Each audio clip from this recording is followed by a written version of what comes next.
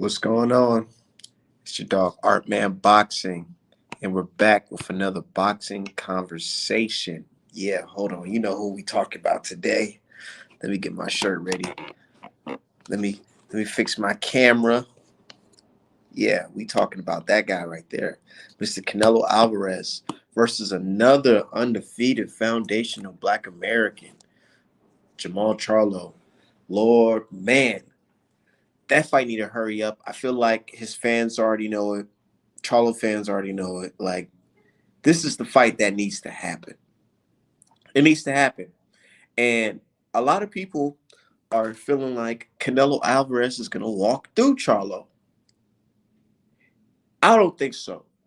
At the end of the day, Charlo is still a undefeated champion who is naturally strong, athletic, built, and he has great boxing skills, great jab, good power. Now, we want to know if it's going to transfer up to 168. Honestly, I feel like it can because Charlo, he's a naturally big dude. So I think it can transfer, but who knows, man? Not everybody can just jump up and weight and still have the power, speed, and all the stuff that they had at the lower weight classes, without drugs. You know what I'm saying? But that's gonna be a good fight. And a lot of people honestly feel like Canelo is in his prime. He is uh, ready. He's at the championship level, and they feel like he go walk through Charlo. I've even heard things as people saying that Charlo is a tune-up for Canelo at this point. I said, wow. But let's see. My dude said, I'm tuning in for this shit. Yeah, shout out to my dude, Ran Fist. Eric Gomes said, Bomb Squad, payday. You want payday? I know that. Yeah, that's for damn sure. Said Charlo gonna get Kirkland. Canelo Black Air Force Energy. Canelo World, you just in it. Hey, that's the funniest shit I ever heard of this boxing shit. He said this is just Canelo's world, and you niggas are just in it. It kind of seemed that way, huh? The way Canelo controls the judges and allowed to be on any type of performance enhancing drug and all that shit and get to blame meat and all that bullshit. Whatever. But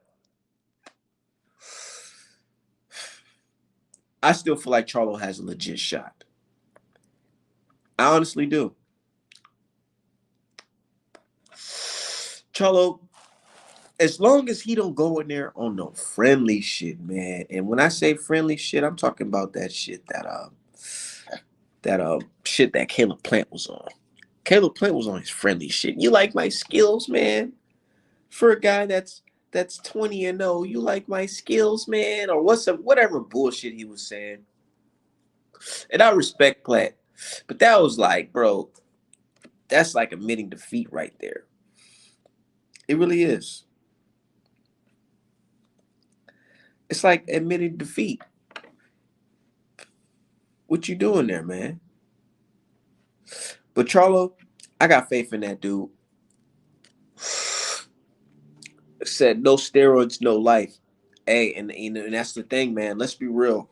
We feel like a lot of people feel like since they raised the levels of clenbuterol, this and that Canelo Alvarez will be at a peak performance. Off of that shit. They feel like he's still on it, and he, at this point, ain't nobody gonna tell him different. It's all gonna depend on what mentality Charlo has or Charlo's gonna show up with. And that's exactly it. That's exactly it. You're right. That's exactly it, man. It all depends.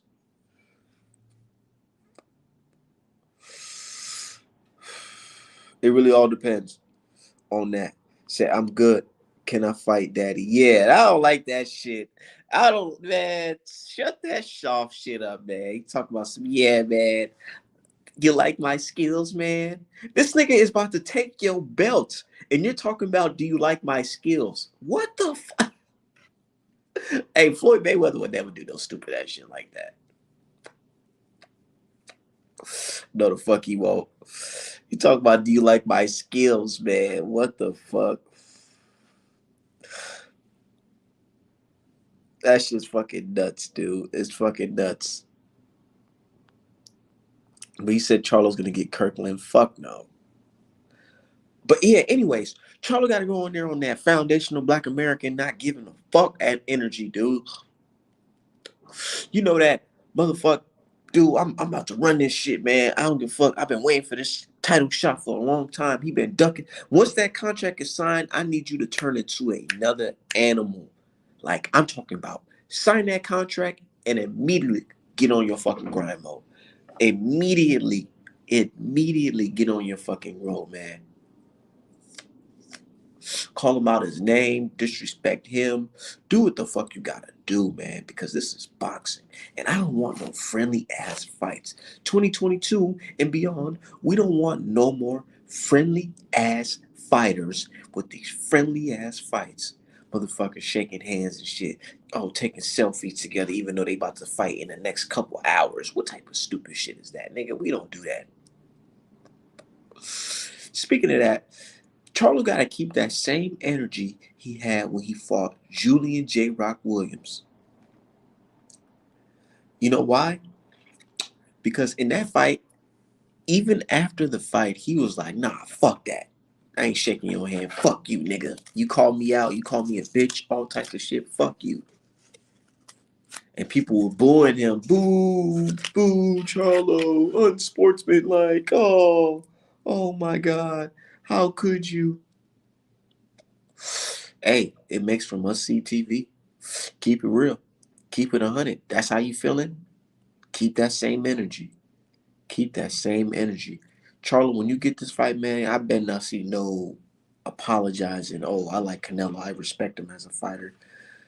Take the Caleb Plant approach when it came to the motherfucking outside the ring where you're calling him a drug cheat and stuff like that. I think you should pick up on that. Pick up on that. But take it to the extreme. Take it to the extreme. Go ahead, take it there. Because if you guys want to be or if you want to be a big pay-per-view star, you're going to have to do something, man. Nobody wants to see a docile nigga that's going in there to fucking lay down for Canelo Alvarez. Dude, Canelo understands who he's fighting for.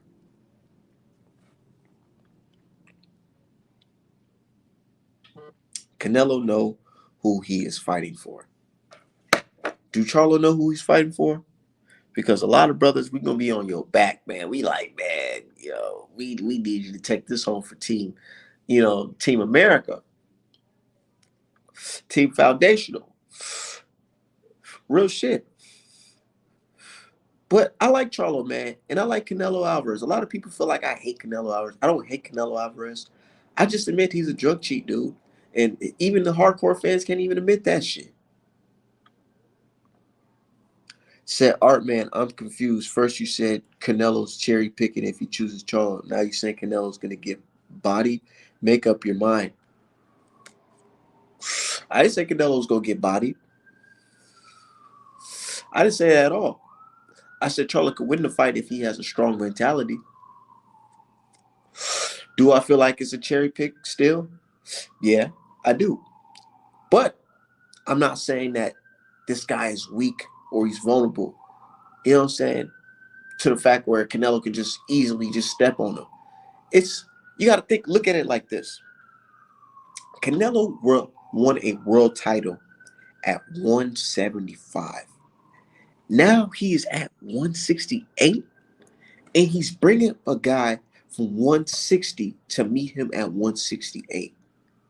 Mind you, this will be Charlo's very. So you're telling me, look, Charlo's very first fight is the undisputed champion at 168. His very first fight at that weight class, and you're telling me there's nothing wrong with that?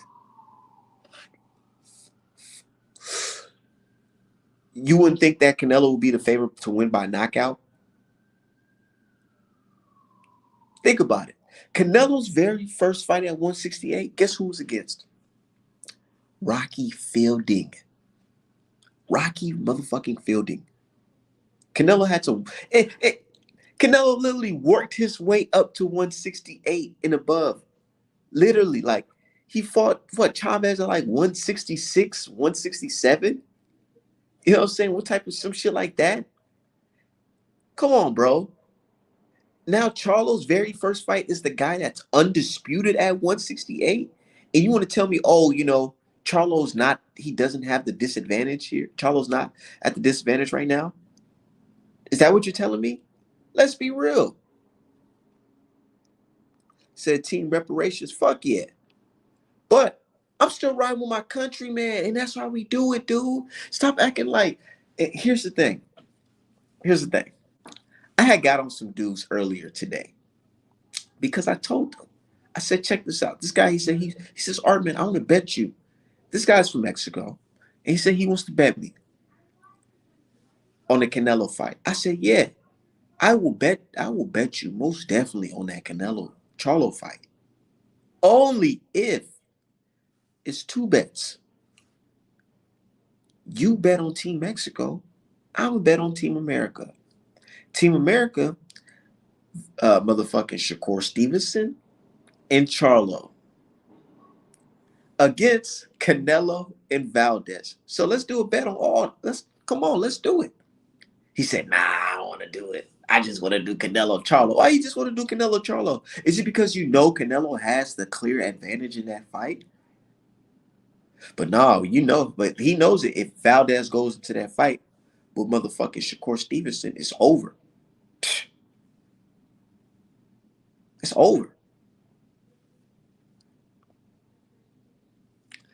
He said, I've been waiting to see Nello versus Better Beef ever since Nello team lied about making them an offer. Straight up. Look, Canelo's so funny. Like, and this is why I be coming at these dudes. I'm like, y'all can't see this? The guy is literally jumping around weight classes right in front of your face. And he's cherry picking the fucking weakest champions. And they're saying, no, that's not fucking cherry picking. That's making history. That's making history. Check this out. The fact that Canelo can go up and weight and want to challenge a guy, Macaboo, and he's the favorite. Canelo will be the favorite by knockout. What does that tell you? What does that tell you about that fight? That a guy that started at 140 pounds is fighting at what, 190, 200? And he's the favorite by knockout over a guy who's been fighting at that weight class for, I don't know. I don't know this guy's career, but I'm guessing since he started boxing. Shit. Come on, bro. It's a cherry pick. And then you see guys like Better Beef and Beevil, and we're like, okay, well, Canelo, you should fight those guys then. Since you're going up in weight, you're just big, you're big, Canelo, you're so strong, you can knock people out now. How about you just go in there and knock out Better Beef? He's not cruiserweight. He's right at 175. It's not like you won a Reggie belt at 175, like they say, Reggie belt. You won a world title at 175. So if you're known as pound for pound best fighter in the world, why don't you just go fight Better Beef or Beevil? Snatch your belts and become 175 undisputed. Oh no, you don't want to do that. Why not? They don't deserve a fight. Fuck out of here. But shout out to my dude D-Hive, man.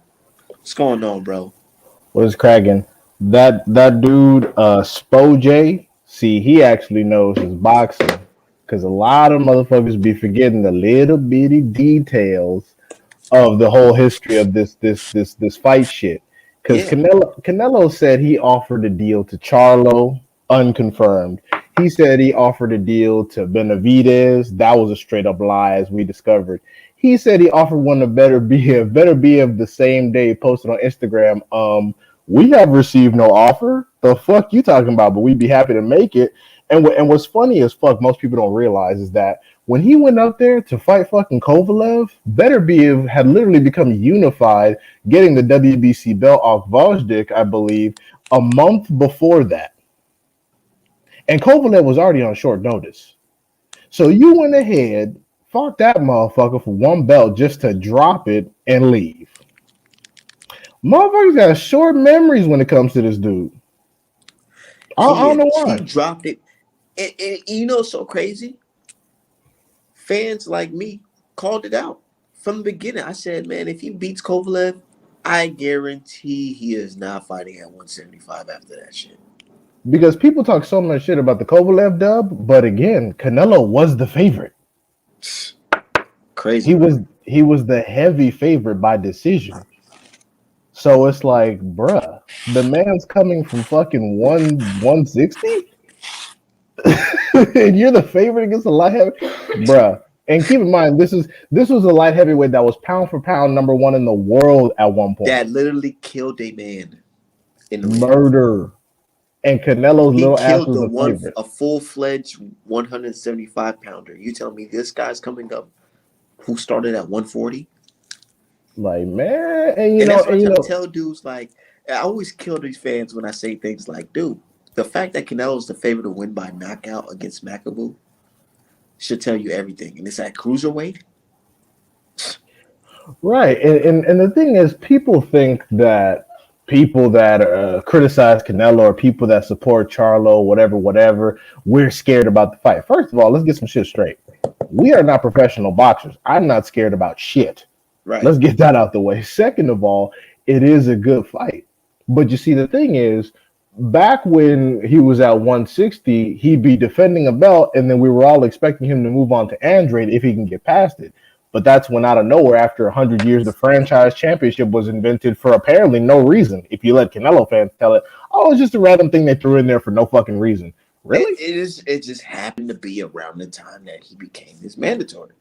It happened to be right after Charlo beat Centeno Jr. Right after that, for some fucking reason. But let's just ignore that horse shit. So and then after that, he does all this different stuff, goes through 168, and I'm like, if undisputed is so fucking important, yet they want to talk about what Andrade's doing, going up to 168, not fighting Janabek. Where the hell were y'all when the dude was fighting at catch weight for like 5 fights in a row?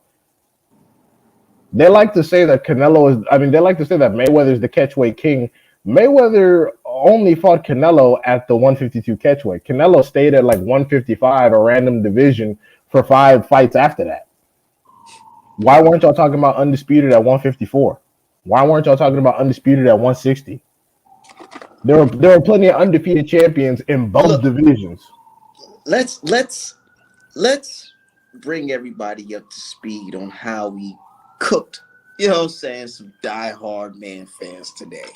It all started with people saying fucking Andre is ducking Janabek because he's moving up to 168 to put himself in position to fight a possible Canelo Charlo winner.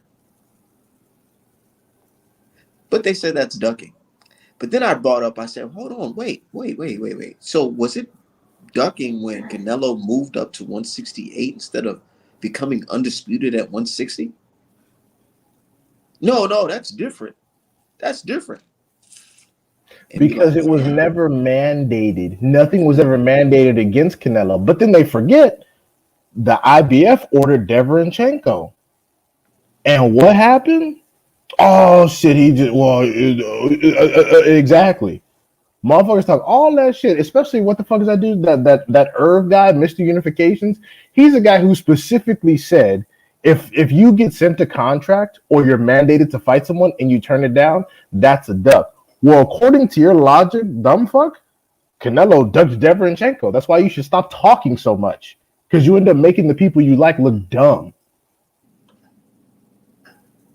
Because we had that conversation. We said, so is he ducking Deverenchenko? Oh, well, no, it's different because he's moving up in weight to fight someone else. Okay. But when Andre does it as a duck, and keep in mind, these are the same people that were saying Andre either needs to unify or he needs to go up in weight. He's not unifying. So now he's going up in weight, but now it's still a duck. It's just like, so Andre would be a duck no matter what then.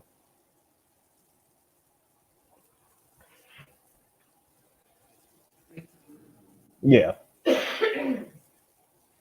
Yeah, so it's just like no matter what Andre does, he would be ducking somebody. Me, it's funny because like it's weird who they give like the boogeyman tag to. Like they'll give the boogeyman tag to Triple G, even though Triple G consistently got fights with fucking random ass people. Like everyone wanted to fight fucking Triple G, but then they'll say, "Oh, because Sergio Martinez, who's calling him out now, they're saying Sergio Martinez ducked him, and Sergio Martinez is calling him out now at the age of 40 fucking 6." Fucking Miguel Cotto was about to retire, and he ended up fighting Canelo. So it's like, what the fuck? Bruh, Canelo just got undisputed off of that same caliber of fighter. So I would chill, Jose Cantu. I would chill. You're a European level. Shit, let me bring up Canelo's resume right now while we talking about it. Talking about European level. So we got Rocky Fielding, Liam Smith, fucking Callum Smith, his goddamn brother, Yildirim, if that even counts as fucking Europe. You had Matthew Haddon, which was a completely just random ass fight. That I mean, he got a belt off it, but he didn't deserve that fight. He cut the line. And we had Ryan Rhodes, which don't even know how that happened. So those were champions, and one was lineal. Actually, a lot of those people had just gotten, like Liam Smith had just gotten a vacant. But you know who else is undefeated champion? Demetrius Andrade. You know who else is an undefeated champion? Jamal Charlo. Why couldn't he fight them? At 154 and 160, they would have been unifications and for undisputed, but he decided not to do all of that. And lineal is a term that assholes make up to give to their favorite fighter. Lineal isn't real. Like whenever people talk about the Ring magazine belt or the fucking, I guarantee if fucking PBC made a belt, no one would honor that. I don't give a fuck about the Ring title, and I don't give a fuck about lineal titles. The fuck is lineal? The man who beat the man? Motherfucker, Rocky got a fucking lineal belt. Exactly. Lineal is just a title that they make up whenever someone's beltless, and fucking those were champions though. Some of them. Matthew Haddon was not a fucking champion. Ryan Rhodes was not a fucking champion. Liam Smith had beat no champions. He just got a fucking ran over a vacant. They're undefeated because they won't fight each other. So Yildirim, Saunders, Smith, and Smith didn't have to fight each other. But Andrade and Charlo have to fight each other. Better Biev and Bibble don't have to fight each other, but Andrade and Charlo have to fight each other. No, there were no politics in the way. There were zero. Liam Smith has never fought a champion in his life. You know what these Canelo fans act like? They act like some spoiled white kids. I swear. They really do. Oh, Andre, he hasn't fought any champions yet. Yeah, because your fucking boy Canelo Alvarez is using this fucking little white complexion privilege to fucking bypass everything, dude. There's no fucking bro. The WBC been around for like what 100 fucking years or whatever. I don't care how many years. It's been around for a very long time. The fact that they decided to create a franchise belt right when Charlo became its mandatory, and y'all allow that shit, and y'all not even questioning the WBC, but in fact blaming Charlo and Andre, lets me know that y'all on some sucker shit, like for real, dude. But Liam Smith and Rocky, they had never fought any champions either, so that argument's bullshit. There are plenty of people on Canelo's resume that have never fought champions. James Kirkland hadn't fought a fucking champion.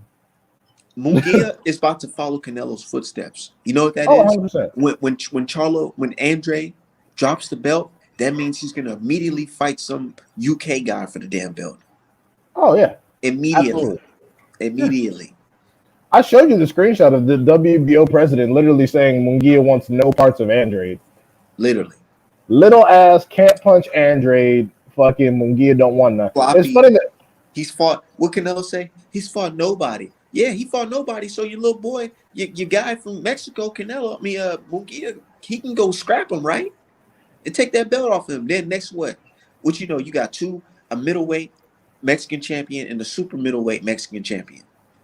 But you know what's funny? Fucking because not only was Triple G fighting Andrade's leftovers while waiting on Canelo to get finished, but Selecki, he actually beat Rosado. Wasn't Polo saying that Rosado was a step up for fucking Munguia?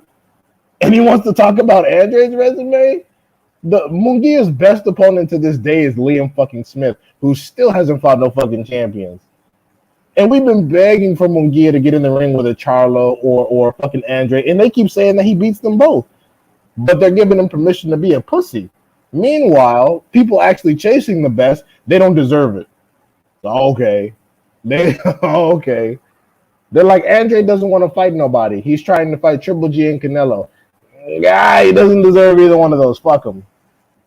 Okay, so how the fuck does it work? No, Smith had never beat a champion. He fought over a fucking vacant, and you don't even remember who that guy's name was without Google. Look, let me tell you something. If all your opponents are only fucking famous for losing to you, you've accomplished nothing. Literally. Most of Canelo's opponents are only famous for losing to fucking Canelo. Liam and Callum Smith, they're only famous for fucking losing. Caleb Plant now is only famous for fucking losing.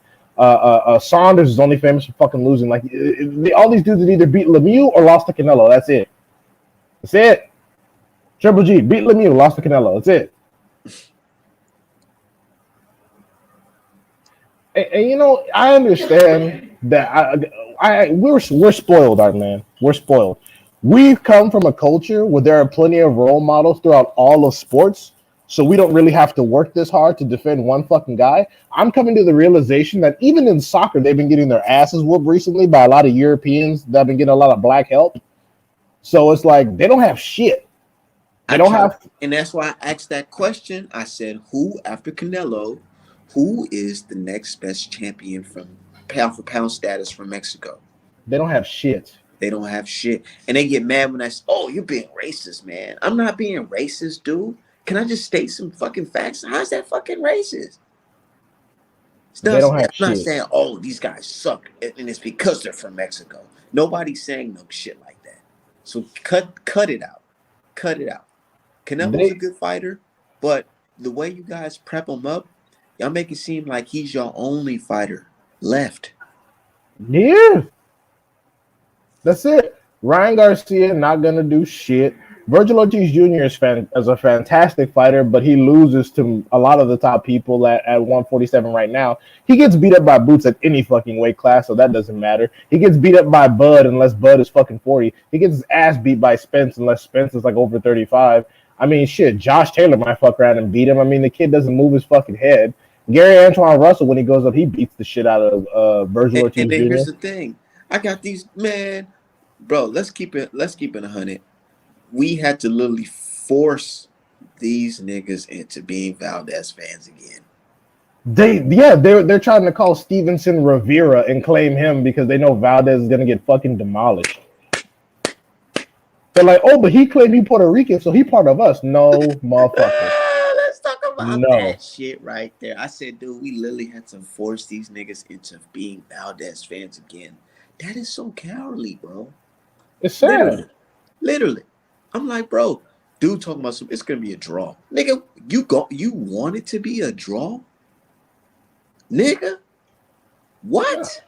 He couldn't publicly say Valdez is gonna get the shit beat out of him because he lose credentials with his folks. So he had to say, oh, it's a draw. Hey, they don't want to end up like JoJo Diaz, so they just quiet, bro. Exactly, yeah. They were like, oh, JoJo Diaz is gonna win. We know he was gonna get outboxed. He looks stupid. He looked like a fucking kid trying to swat a fly fighting Devin Haney. Hey, that shit's funny as fuck. It's fucking embarrassing. He got embarrassed by Gary Russell. He got embarrassed by Devin Haney. Notice the fucking pattern.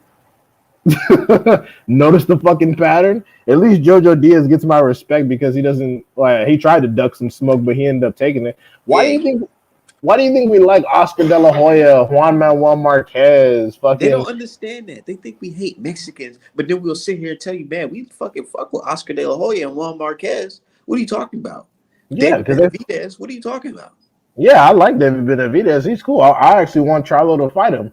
I don't know what Charlo's doing fucking around, but I'd love for Charlo or Andre to get in there and fight Benavidez. That shit's crazy. That shit's awesome. Right, he's going to use Canelo to make money. Yeah, just like Canelo used Mayweather, bro. And it's funny because when Mayweather actually earned this position, all they did was bitch and moan about how he's a fucking cherry picker and he's just a money guy. Why is he fighting Berto on his fucking alleged last fight? Yeah, when he's almost 40. We got prime Canelo fighting Yildirim. and y'all worried about what the fucking Mayweather doing. He could do what he want, man. Right. But nigga, that a Mayweather that's almost 40 couldn't fight Berto. A They they former they champion. they have such short memories, and that's how I know a lot of them are children. Because let me put it like this: your parents, Canelo fans, because a lot of y'all are fucking kids. Your parents were bitching the entire Mayweather reign from '95 until his retirement. They would never shut the fuck up. It was always, "Ay Dios mija, that Mayweather, he need to fight this, he need to fight that." This motherfucker put in the most work in boxing history, fighting damn near every legend possible, including Pacquiao, Marquez, Guerrero, Canelo himself, all these fucking people, and y'all still bitch and moan today.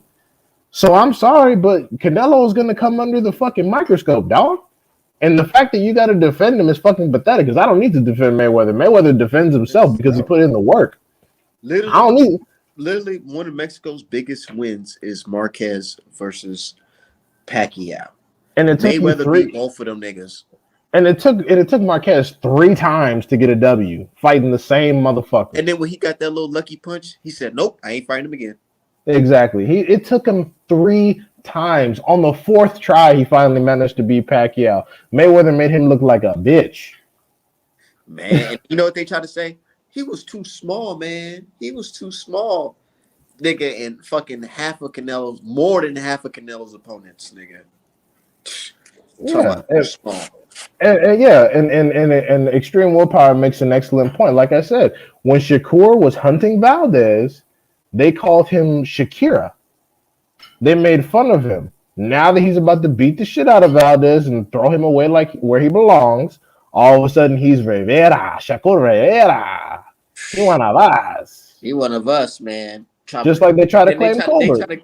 hey, these dudes so funny. They try to counter me that now they start dropping fucking pound for pound lists with like all the Mexicans on there and fucking and Puerto Ricans trying to say, "See, Art man, I can do it too." Nah, nigga. When you Yeah. do it, your list, everybody knows your list is full of shit. When you see Well, the my thing list, is, oh man, just you know Bud Crawford and Spence is fucking a beast, man. my thing is, yeah, just do that. Stop bugging us. Stop bugging us and annoying the fuck out of us. Like, do y'all notice that we don't go to the YouTube channels that y'all watch and talk shit? Like, we don't do that because we don't care because your dudes have no following. Like, we don't give a shit. Hey, Ray Vargas could be a P for P top 5 if he got the right fights. So I wouldn't. Yeah, see, he could be. No, real shit. Like he could be if he got the right fights. But like he's not right now. But he They could got be. Valdez #3 on a pound for pound. Cut it If out. if Valdez got a lucky punch off like some Marquez type shit, he could be. Marquez was a lucky punch, bro. It took him 3 fights to land one punch and actually win. You telling me he practiced getting his ass beat 3 times? The fact that niggas have to literally bully these dudes into being Valdez fans, bro, again is crazy. Because, man, let's be real. When Valdez beat Burcho, they are all coming out. They're even saying things like Valdez can beat Shakur. Then when that T news came out and they see what little old Rob Casaccio did to him, you know what I'm saying? They changed, man. They changed, dude. And you know, they were even coming out, getting ready to support him again because they thought the Navarrete fight was gonna happen. And then Bob Arum dropped the ball and said, "Hey, man, this fight might be happening next." So now these dudes are fucking in hiding. And keep in mind, I like Burchell. I like Navarrete. And what bothers me is that y'all are so focused on dick riding, y'all don't understand that Burchell got cheated and his career permanently altered, just like Conceição got cheated. He probably never be the same after this fight, dude. Like literally, Burchell got fucked up. Burchell is a Mexican that speaks Spanish and is from the old country, and they threw him away like garbage. Literally, literally. They threw him away like trash. He almost got his fucking neck broken by a juicer, and they threw him in the dumpster. They don't even talk about Burchell. They were talking about Burchell could beat Gary Russell or some shit. They were like, "Oh, Gary don't want to fucking he don't want to unify with Burchell. He a bitch." Valdez fucking knocks his head off on the back pedal. All of a sudden, Burchell ain't nobody, and Valdez king of the damn world. Like y'all are so fickle. I swear, y'all are worse than like college freshman girls, man. Y'all just hop from dude to dude to dude to dude. Like it's crazy, man. Like y'all ain't got no consistency, and y'all disrespect your own people to make a motherfucking point. Like it's just the shit is just nuts to me, man. And it's funny because when Canelo gone, and if the thing is if Canelo goes right, like when he retires and there's no more franchises, y'all are gonna be in some deep shit. Y'all gonna be in some deep shit. Because we got a lot of people coming up, and if y'all don't have any political protection, y'all gonna be in some deep shit. There's gonna be a lot of fucking tears and shit. Y'all better start doping on tea or meat, whatever y'all got, because y'all gonna be in some deep shit. Dude, man, Valdez could have. I'm looking at the highlights right now, looking at these comments too. Valdez could have killed this guy because now that I'm looking at the behind the scene footage and I'm looking at Burchill, he looked like he was a little drained, dude. Yeah, he was wagering. Bertrand's a big 126. I mean, well, shit, 130. My bad. Damn, Valdez was looking You're juicy. running, you're running your Killed mouth like that you nigga, watch. boy. Polo says you're running your mouth like you watch fights. Dude, we literally watch fights here. You watch fights with us. What the fuck are you talking about? Now all of a sudden he has to pretend like he doesn't like the show because his homie was watching him today. He like, oh man, you like these fools? Oh no, bro, I don't go on the show. I don't go on the show at all. Hey, you know it's so funny, bro. Hey, we cracked the code, and they hate us for that shit, bro. They hate us for cracking the code, man. Real shit. This guy literally tried to warn Irvin, Father of the Year. He tried to warn them not to Be who engage they were. because he knew. He said, "Man, Art, man, he's gonna nah. Don't tell him. Don't warn them." And as soon as he tried to warn them, though, they just said, "Fuck it. Let's just fucking take the bait and just tell everybody who we are." Man, these guys saying all types of racist shit. I was like, wow, dude. But they think that type of shit make me mad. It don't, because it just actually make me laugh. Because it's like, see, you guys just make my point. You guys make and my point look real every time. Y'all prove and me what bad and what bad thing do have we said about Mexican people? Outside from that, they can be racist at times. that's it. That's not a bad. I mean, it is a bad thing, but it's an observation. Y'all should do better, to be honest. And, Like I said, People weren't even talking about Ray Vargas seriously until I started talking about him. Oh no, I ain't never talked about no motherfucking Ray Vargas. and let's be real. Let's He be ain't real. never talked about him. Let's be real. We don't hate Mexicans at all. At all. We don't. You know what we hate? We hate the people who come here and want to side with the gringos and want to be them and treat us like they're better than them. You know what I'm saying? We don't like that. We don't like wannabe gringos because it's already bad enough to deal with white supremacists. So you telling me we gotta deal with you guys as well? We don't like that type of shit. Yeah. So as long as you just keep it 100, repping your people, repping who you are, ain't nobody wrong. Nobody mad at that. But if you start saying, "Oh, you fucking Mayates ain't shit," and stop complaining about racism, y'all don't know nothing about it, you know what I'm saying, and calling us racist, hell no, that's just not gonna fly. Because we're gonna call you niggas out, and we gonna put you on Front Street every time. And if you start throwing out wild accusations like Trump, like saying that we're rapists and child Davidson, molesters, yeah, like convicts, that's crazy shit. and That's crazy crackheads. shit. You can get fucking real life smoked for some dumb shit like that. Yeah, we do have racist polo. Look at them. We got who we got? We got What's Doug up, Fisher. guys? What's cracking, Julius? We Not got too much. Doug Fisher. We got Tim Bradley sometimes. We got Ishe Smith. We make fun of our racists all the time, Polo. Y'all celebrate Who yours. we we point them out every time, We point them every. out all the time. Y'all celebrate y'all races. Y'all like, oh Hmm. hell yeah, Lalo boxing. He the shit, man. He honest. Oh ring ding. Oh he good as fuck, man. Like y'all celebrate your races. We point ours out and make fun of ours. And Talking hey, about, yeah, y'all they see just what think shirt that, I yeah. wore tonight, man? I want y'all to see this, man. Oh, that's what's up. You said black and proud. No, look, not even just black and proud, bro. Very black and very proud. You know what I'm saying? Here you go. And they don't like, Yeah. if you feel, if you if you are feeling insecure because somebody is repping their culture, I don't have no sympathy for you. Right. That's your problem. That's your And, problem. and what's so weird is that Mexican women are fantastic. They are fantastic to be around and talk to. It's the men that are all bitch made. I don't know what the fuck happened to them. Like Not Latinas all of of them. all groups. We ain't saying all of them. We saying some of these dudes. Okay, yeah, for sure. Absolutely, some of these dudes. Look at this. Is Laylo boxing racist, bro? He racist as Just fuck. fuck. Oh my god! You see what I'm talking about? He's like, oh wait, I had no idea, bro. Stop, bro. Well, He's been exposed multiple times. and I want to add this, man. I don't know a lot about Father of the Year.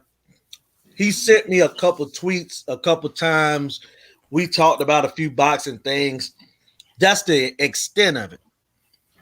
But him and the other guy, and look, I'm not no big BFTB, however you pronounce the guy. I'm not a big fan of his, you know what I'm saying? Because D Hive, I tell you, he was screaming and yelling at me one time on another show. But to try and bring that man personal life and then say somebody is capping for him or is promoting that, ain't nobody I'm gonna associate with on any show promoting no type of pedophilia or rape. I don't know anybody. Matter of fact, that's normally not even our conversation about our personal lives anyway. We just talk boxing. You know what I'm Right. saying? And But so he I he didn't tried to get call he tried to call me a pedo, and I'm like, bro, you don't even know me. The fuck is you talking right, about? What are you talking about? right. And whatever him and that guy, and that's the crazy part, is that the guy that they were talking about, I ain't never seen you and Art Man and him associate with each other. I'm not saying they haven't. I'm talking about for me. I've never seen it. I know that he ain't never brought the guy name up in a conversation that we've had on the line. You know what I'm saying? So it caught me Random. way off guard, man. It It was really just caught me off guard. it was completely random because they can't Yeah, actually talk boxing and make sense. And my thing is, y'all do understand that when you're making these claims, there's something called Megan's Law, and it's a requirement that every state of the United States, including the District of Columbia, maintain a comprehensive registry of sex offenders. So right. if you want to really put somebody on Front Street, find their name, and go look them up. And then, of course, the thing is about these registries that their photos are attached, so we'd be able to identify them easily. Go find their profile, take a screenshot, and put it on the Summer Jam screen. If not, shut your fucking mouth. Right. They're making it seem like this is information they can't confirm. I'm like, so you can try to find a fucking tweet from 2 years ago, but you can't look up a sex offender registry today? And my thing is this. I mean, because maybe I haven't seen what's going on, but what is all the pedophilia talk about? I I mean, don't even seriously, like what occurred?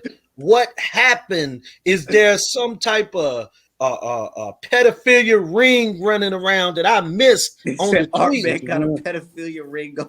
No, Yeah, What absolutely, the? absolutely not. I'm not going to get into names because I don't want to prolong this foolishness. But Yeah. basically everyone that's involved in these situations, everyone is having sex with consenting adults. There's absolutely no pedophile. These people are just upset at some random shit and they need to feel the need to say something. They can't keep it boxing because they get fucking embarrassed consistently. None of the talking points make any sense. So they deflect to, oh yeah, well, you must be a pedo. Like, it just doesn't make any sense. I could easily say the same about anyone that they fucking follow. We got one guy out here faking cancer. We got another guy out here faking car accidents. God knows what kind of other criminal activity they're up to. And these are the people you want to follow?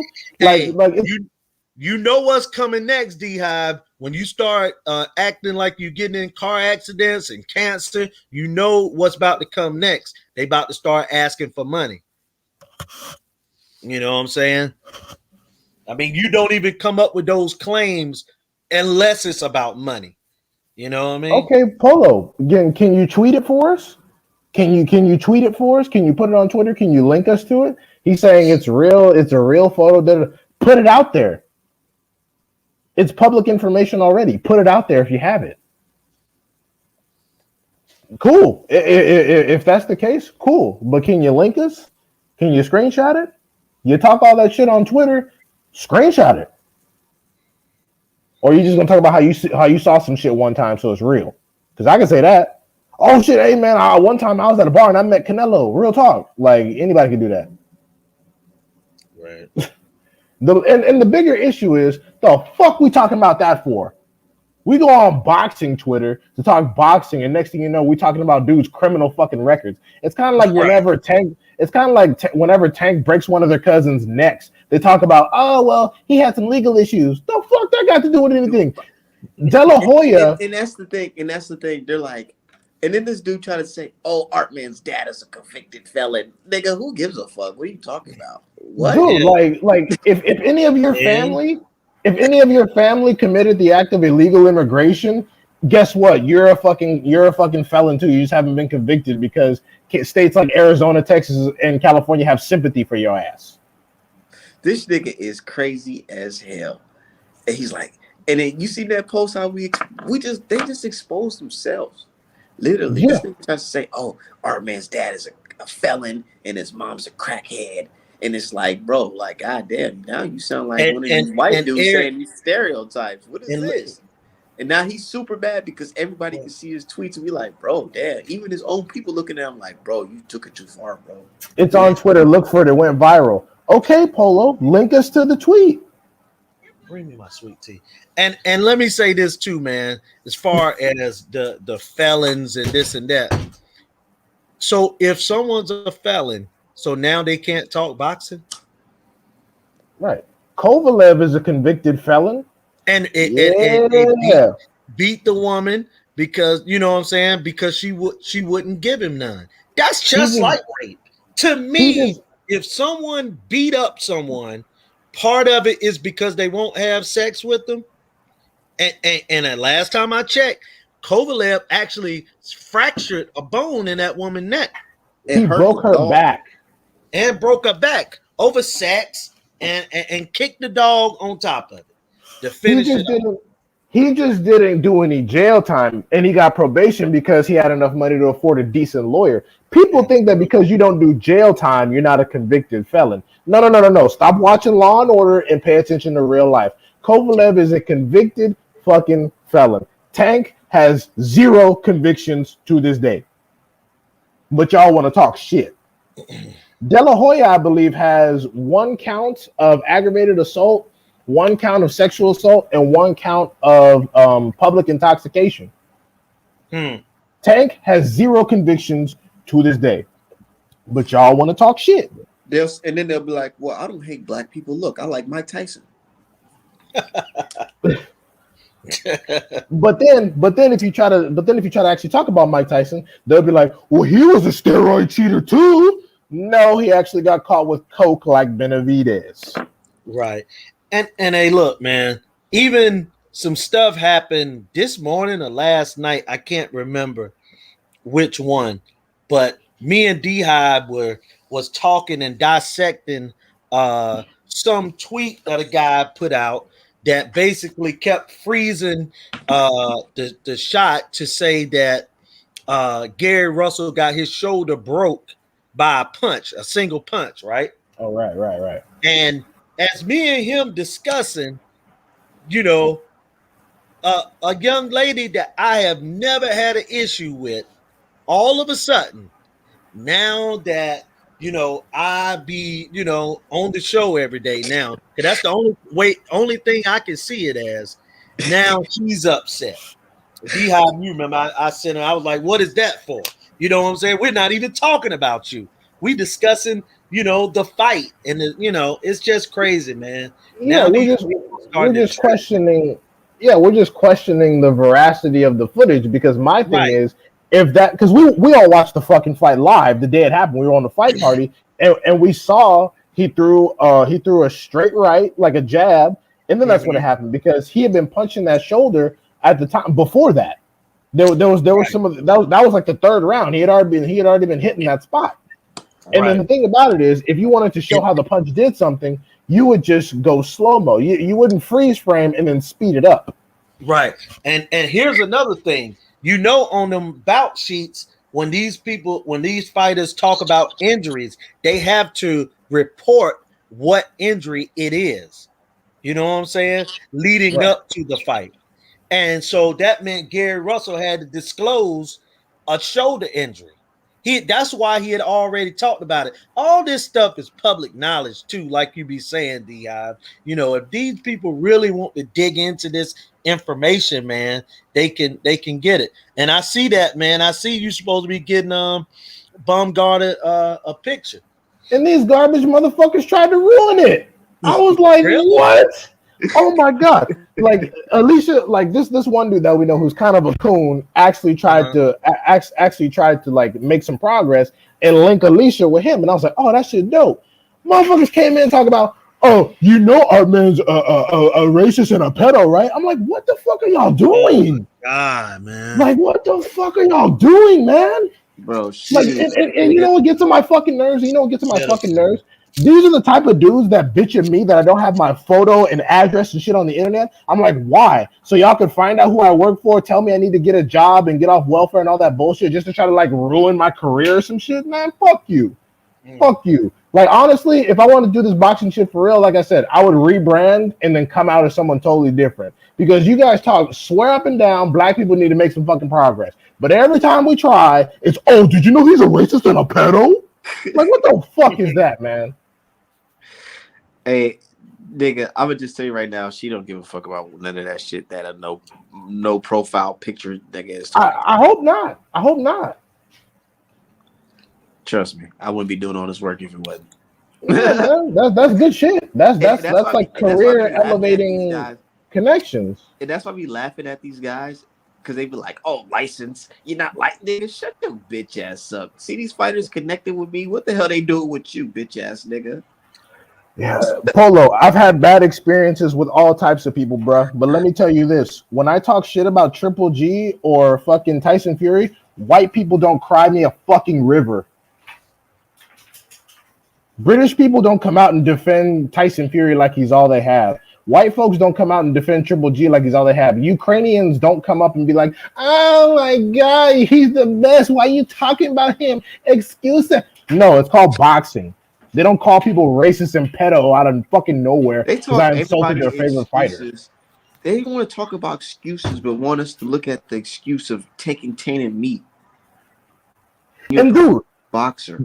they act like we only talk about Canelo. No, we talk about Tyson Fury. We talk about Kovalev. We talk about Beck the Bully. We talk about all these people, and somehow they make it about them. I swear, they all act like females who don't get enough attention at the house. Like whenever we're talking about Besputin, who's Russian, is on steroids, they say you just hate Mexicans. Whenever we talk about Canelo, whenever we talk about Kovalev, they're like, oh, you must just hate Mexicans. Whenever we talk about Fury, they're like, oh, you just hate like, bro, none of these people are Mexican.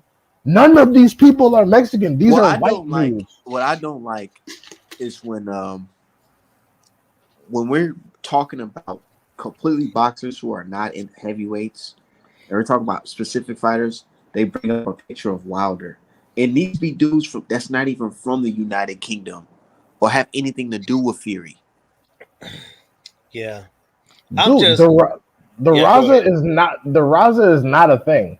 That's not a thing. That's like a fantasy organization y'all made up out of solidarity. I don't even know what the fucking Raza is. I have no issue with Mexicans. Like I said, when I talk shit about Fury and Triple G and Vesputin, no white people come bitching. It's only y'all. Hey, and I feel you on that, man. I'm still amazed, and I'm just being honest, man, at all this pedophile talk. This is just what I'm stuck on. I'm It's just stuck on disgusting. because I don't understand what it is. Like now everybody a racist. Not a racist, everyone is a pedophile if they don't agree with you. This Right. is getting ridiculous, man. Yeah. Like for real, man. And that's why Yeah, I don't get caught up in the I mean, they even got the abbreviation for it, like PEDs. They call it pedo. You know, this is stuff is getting ridiculous, man. yeah, I got It's called one today. ridiculous. I'm like, what have I done? Like, I don't even have the, and it's funny because, like I said, this is exactly why I don't tell people what I do, who I work for, where I went to school, or nothing. Because these would be the same people that would try to put my photo on a fake ass mugshot and send it to my company, so we all on the news. So I'm like, that's exactly what I do. Yeah, no, and like today I got called that. I got labeled a pedo. I'm like, based off of what? Based off what? They never even seen you. No, they've Don't know never your seen my. name. They don't know my name. They don't know. They don't even, honestly, Julius, to keep it real. Outside of me talking, they don't know my actual race. I just said I'm black. They don't Right. fucking know. I mean, I'm pretty sure y'all been around enough niggas to know what the fuck I am. But Right. but they don't know. They don't know for real. I Right. could be fucking anything. No, Polo La Raza is not real. Just like BLM is not real. It's a fucking fantasy organization. It's some shit y'all made up to as opposed to just saying the word solidarity. It's not fucking real. And if anything, La Raza gives y'all a bad name because those are like the extremists. There are plenty of Mexicans who don't reference La Raza, just like you Well, thought I was being, Because just like some we, people know the real meaning of it. yeah, exactly. And the thing is, like, for example, Polo thought I was being racist when I was making fun of his mhm. accent, and it's like, no, there are plenty of Mexican individuals that speak good English. You are just not one of those people. Like that's like I'm like you're not even giving Mexican people enough credit. Like you're assuming that they all sound like you. That's racist. Yeah. And you Like know, one of my man, best. yeah, go Oh, ahead. go ahead. No. After you, after you. Now I was saying because it's real funny, man, because you know, I've been around, you know, I'm a little bit older man in the South and you know, worked in the fields as a matter of fact. You know what I'm saying? And I worked with a lot of Mexicans that came from Mexico um for the summer to work the fields, go back home in the winter. You get what I'm saying? So they'll come in around April and leave the first week of September. And I'm just saying, man, that I've been around. So I'm just letting you know I do have a history with people that are Mexican, like from Mexico. And Right. I also been around Asians, right? And one thing I can tell you about Asians is unless an Asian had been uh, that's from you know the Orient or whatever type, that's the only way you know that they're Asian, bro. They don't carry no type of accent, no type of lingo or anything with them. They just talking. You don't even know who they are. If you ain't looking at them, you don't know if they're Asian, white, blue, green, black, or anything, man. That's the one thing I can appreciate about them. You know what I'm saying? You know, I got problems with them in our community, but as far as speaking and stuff like that, like you were saying with Polo, you can't even tell with an Asian or Asian American, man. Yeah, and the thing is, though, And the thing that Polo gets me said is that he don't speak English good. Oh, okay, I see. Yeah, no, yeah, I can tell that it's probably your second language based on how thick your accent is, and that's perfectly fine. And but right. the thing is that all of these people aren't in the vacuum because I'll say this: one of my closest friends that I met in college, who currently lives in Oregon, he happens to be Mexican. We went to college together and we lived together for 3 years. Talk to him all the time to this day. People like like people like Father of the Year, Polo, and their ilk, because his parents are actually from Mexico. Like his parents are from Mexico, and he Mhm. like spent some time in Mexico. The ones who have an actual connection to like Mexico, they make fun of people like this. I think they call them like pochos or something. Like there's a name for like just loudmouth, super racist like versions of these people, and Right. they have an Mexicans in Mexico different than yeah exactly like Javier what he's saying he knows. I'm like they make fun of dudes like this who talk all this shit about Mexico but live in America, don't really travel and just talk shit to everyone. They make fun of them. But They have a like Mexican flag in the bio. exactly. This is why Canelo. This is yeah. The one. Javier is right. The ones in America are different. This is Yeah. this is why Canelo never goes on any of your channels. Like I said, Canelo Alvarez is he's smart enough to know that associating with you guys would lower his stock. They would lower his stock if he went on. Like our fighters come talk to us. Like literally, Southern T had Bill Haney on the other fucking day. Crazy shit. And our fighters come and talk to us Literally because doing work for Baumgartner right now. yeah, Right. yeah. Our fighters come and talk to us because we enhance their stock. Canelo stays the fuck away from y'all because y'all would make him look like trash. And Crazy. that's the crazy thing. It's not just Canelo, but also Benavidez, Tyson Fury. Have you ever seen Tyson Fury do any interview with any of these people, man? not at all. I mean, like, not at all. Not like Nobody. Not at all. not like You know. they got to be assigned to like be at BT Sports and shit like that. Right, They All got these exactly. Republicans. they got to be approved. ESPN got to set it up or something. He's They not got to be talking to approved by guys. Daniel Kinahan or some shit. It's not no on the fly interview like where he don't care what y'all do with the interview. It got to be chopped and edited just right. Exactly.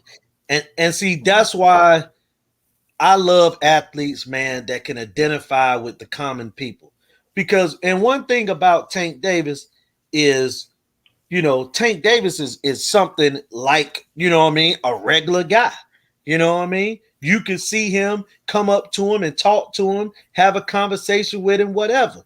You know what I'm saying? Like some of these guys, man, Canelo wouldn't even give these guys the time of day, man. That's the thing. He wouldn't give them the time of day. Literally. Wouldn't have no conversation for him. He Right. might wave at him and they probably faint. Look in the chat. He said Javier says in Mexico the people were happy when Will Smith showed up. Exactly, completely different. And look, even Jose Vargas says he's a pocho. Yeah, exactly. Oh, I have no Him on Fighter of association. the Year. I mean, has he ever showed his face? Hell no, Oh, please. Talking the shit he talks. Fuck no. I know he doesn't do anything important for a living, but no, Little Giant I've never seen, and I have no issue with Little Giant. Like that's whatever. Like I don't know. I don't know. But And that's the thing. We don't have no problem with it, but we gotta watch out. Y'all know it too. I like to call them the wannabe gringos. right. The dudes that come here and want to be like the white dudes. And it's like, Right. what is this? That's crazy. Hey, and let me tell you something too, Art, man. Man, you made me almost spit out my drink today when I was sitting there getting ready to watch the little game and stuff, and I saw the tweet that you had, and you said we got him. Man,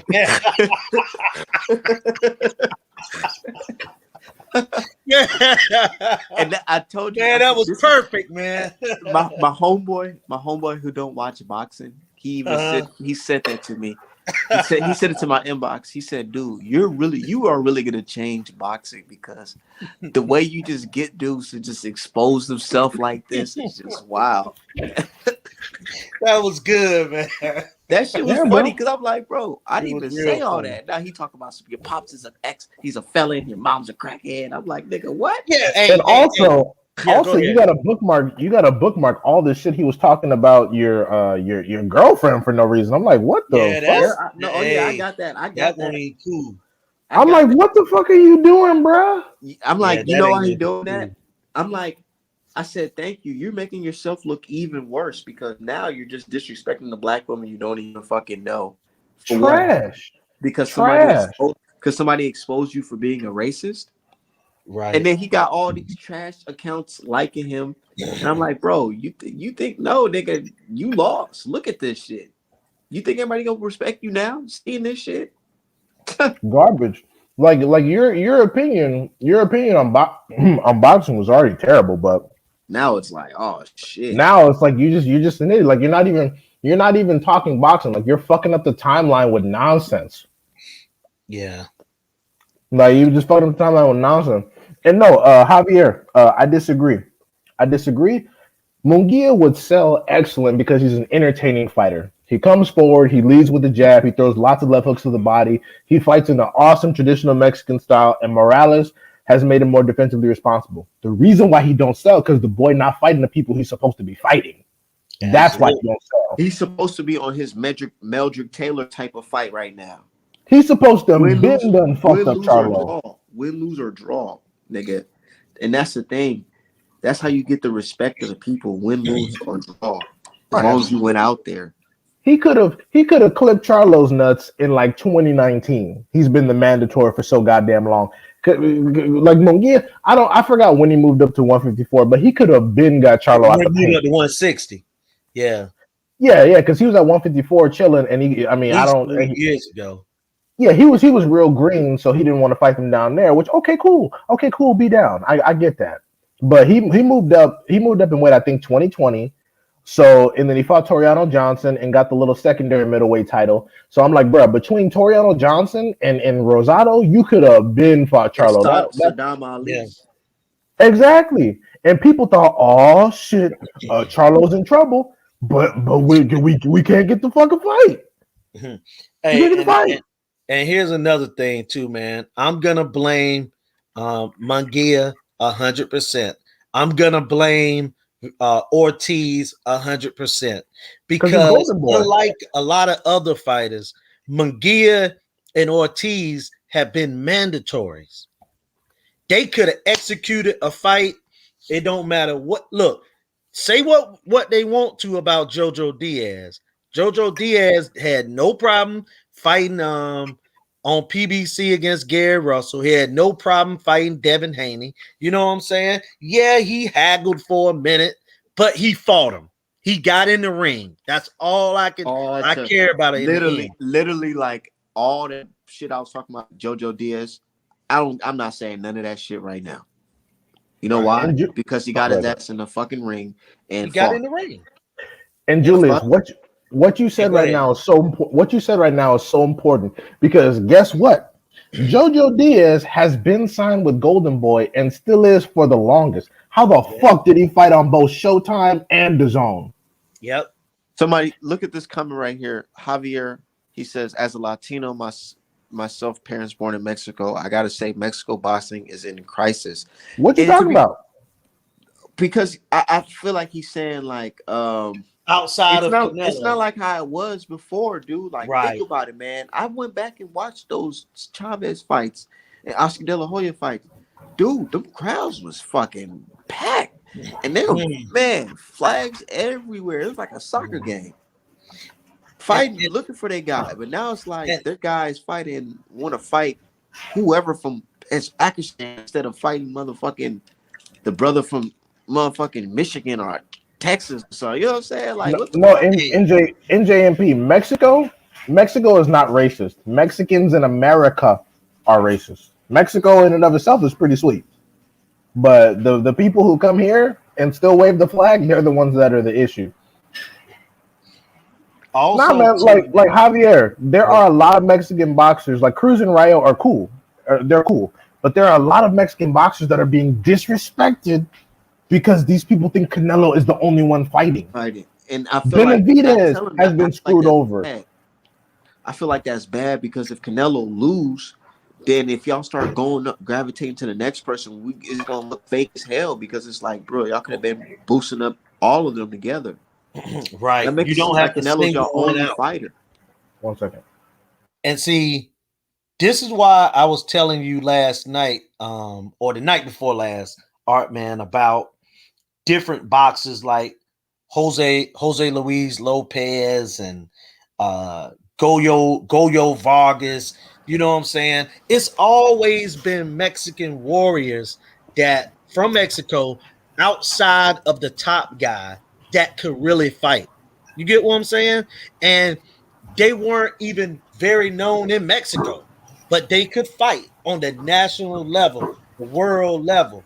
And that's what they kind of weak at. So whomever that fighter was, the person in the chat that said that they in crisis, I kind of agree with them because outside of Canelo, Munguia, people, the fans have more confidence in him than he has in himself.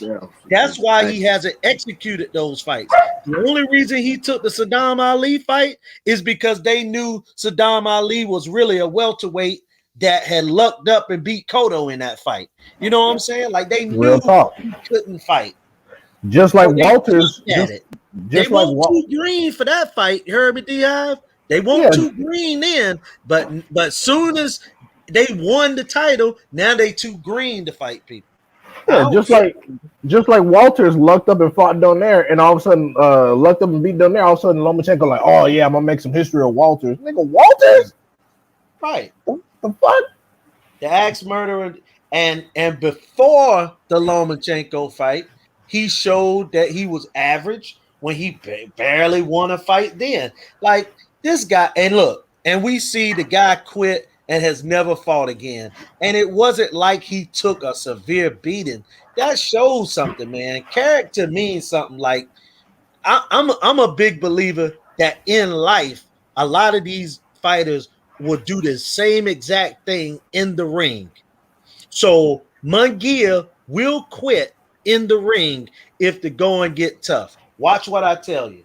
When y'all Right. see Munguia finally have to get on the toilet and use the bathroom, he gonna quit if it gets tough. They don't No, have that fire no more where it's like, I know this guy is a better boxer than me, but I'm gonna go in here and still knock him out because I know I got more grit than him. well, Right. Jojo Like Diaz like do.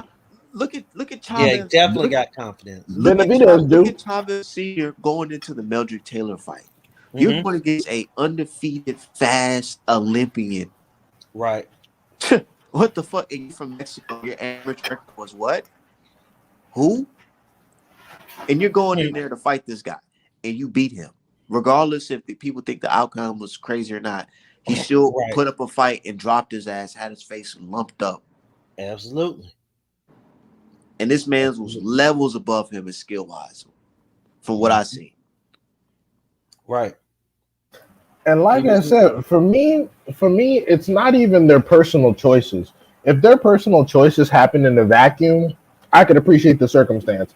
Yeah, it's boxing. You don't want to get killed, beat up, or embarrassed, or set back in the rankings, and you want to make a lot of money. Okay, cool. But these decisions are having ramifications on the sport as a whole and Yeah. affecting the course of other fucking fights being made. There are people that are getting set back in their careers that are fighting people they're not supposed to fight, taking L's or getting W's they're not supposed to get, altering the dynamic of boxing. And that's what the fucking problem is. Even Polo agrees with me. Ray Vargas is getting screwed over. Now, personally, I think that the WBC may have set up Gary with Maxio to move him out the way because they know Ray Vargas is going to beat Maxio ass. It's going to be embarrassing what Ray Vargas does to Maxio. Maxio Yeah. sucks. Yeah. And Ray Vargas is going to box his ears off. It's not even going to be He's entertaining. gonna jab him, hit him with a occasional few right hands, and he might Exactly. It's not. stop it. Yeah. Exactly. It's not even going to be an entertaining fight. It's going to be so one sided because Maxio fucking sucks, Right. and we know and we they know know that. it. And they know it. Yes. Yeah. Yeah, but it's other people like Benavidez's destiny has been altered. Charlo's destiny has been altered. Fucking Yeah. Andre's destiny has been altered. Because of Sarungi, ducking. And that's yeah, my point, D Hive. You admitting that their career has been altered due to these franchise championship, and then Yeah. these fans will brag and say, "Ha Duck. ha, they haven't fought nobody. Look at our champion. He gets to move up the ladder and fight so many people all at once, nigga." Because your guy has the privileges that our fighters are not getting. They're getting robbed of opportunities, bro. And you're bragging about how your fighter was able to fight 3 fucking white guys in a row to become undisputed. Like, bro, Right. what the fuck? When and has there ever been a situation where a black champion gets to fight some UK guy and then he gets a 2-for-1? They just throw Right. him an extra belt just out of nowhere. They don't do that, and, they and, don't. The fuck? I've never seen it, and especially not at no weight class like 168 and 175. But look, I'm gonna say this, guys. A lot of fighters have benefited from Black Americans not being top fighters right now, because it goes in cycles. You know what I'm saying? Where the black American fighters might be heavy at 47, they might be heavy at 40, they might be heavy at 54. Then they might not be heavy again unless you go down to 30 or 22 or 26. Get what I'm saying? Now, 5 years from now, it may be 5 or 6 killers at 160 and 68. You know what I'm saying? So Canelo benefited from that, and Canelo can fight a little bit. So he getting a chance to fight guys that really can't fight. As much as I like Caleb Plant, could you have seen Caleb Plant fighting James Toney or Roy Jones or one of Fuck them no. guys? Okay, Fuck no. that would have been And a I first. told people, Second, and I told first. people coming into the fight, as well. I said, man, I ain't gonna lie. I kind of felt like they were preserving Caleb Plant for this Canelo fight because Right. I didn't think that PBC had this many white fighters to Or be fighting him. Or here's another thing. Could you have seen Caleb Plant even fight Andre Ward or Hell no. Paul Froch or Anthony or Andre Durrell when he was at the top of his game? But see, I can see of course, Froch. yeah, I can see Froch. He can probably get some shit done with Froch. yeah, but Froch would have stopped him because one thing about Froch is that the fights that Froch lost, Mikkel Kessler and Andre Ward, and that Jermaine Taylor had him beat. You know what I'm saying? 10 rounds to 1, and he stopped him, when Jermaine got tired in the 12th. But And man, Groves was working his ass too. yeah, but that didn't go very long. It was what, the 6th, 7th round when he got knocked out? Something like that. But, Yeah, so I mean, I'm just saying, I just never thought a lot of them guys, and Canelo can fight a little bit. So he just, you know what I'm saying? He knew he could beat them guys. Man, he beat those guys. Canelo went from not being active to making up his mind. Look, man, I can beat all these guys within a year. Y'all, I don't need to really, all I need to do is make sure I'm cycled off and I'll beat these guys. I don't have to be on cycle to beat them. We never said Froch was a hype job, bro. Who the fuck said Froch was a hype job? Yeah, I don't know who said that. We're praised Carl Froch. Exactly. We're trying to give him some respect. This is what I'm talking about. We're talking about all white people and then fucking butt still hurt. Like what the fuck? Like it's craziness. But yeah, no. Softest. I would keep it 100, dude. Like I said, man, Plant, after he beat Yuskatsuki, I didn't think PBC had that many white dudes, but he had his own European tour too. Right. Yeah, he did. He beat the guy from the Subway commercials. Mike Lee. What? I'm talking about Plant. He beat the Subway commercial guy, Mike Lee. Oh shit! Yeah, that was a Subway commercial. Subway commercials, and then he beat the Truex from Minnesota. Yep, I see Truex on there too. And Truex, don't get me wrong, I'm not saying that Truex was ever a killer. He was a one-hit wonder. Truex, right? He was a tough guy, but that fight more showed me how Plant can't too fight. much out of him. You know what I'm saying? Yeah, he been in some tough fights. That DeGale fight took a lot out of him. Yeah, it did. Not a single. And it's funny because we talking about this. Not a single Canelo fan questioned Plant's resume. All Plant needed was a belt. But back at 154 and 160, resume was all that mattered. Undefeated champions. All they can say is he's an undefeated champion. That's an undefeated champion. That's undefeated. Undefeated. With Charlo, who have they beat? Right. Exactly. It's just like real life. White people can walk in, get all the extensions off top. Black people, we gotta examine the resume. So where have you worked before? What schools have you gone to exactly? It's all that bullshit. Hey, look, man, this is coming from somebody who had, been in the court systems before. I put it to you like that. And when a white guy and a black guy walk into a courtroom, right? If a white man walk into a courtroom, he can have a suit and tie on, right? And he walk in. Do you know what the people in there start saying? Because it's normally us in there. They start saying, I wonder if he our lawyer. You know what I'm saying? A court-appointed lawyer. The white guy could be a dope fiend and everything. It's just that's the way our system works. When they walk into a courtroom, we look at them like they may be a lawyer. Right. You know what I'm saying? And then when they go on these job interviews, I mean, you know what the statistics say.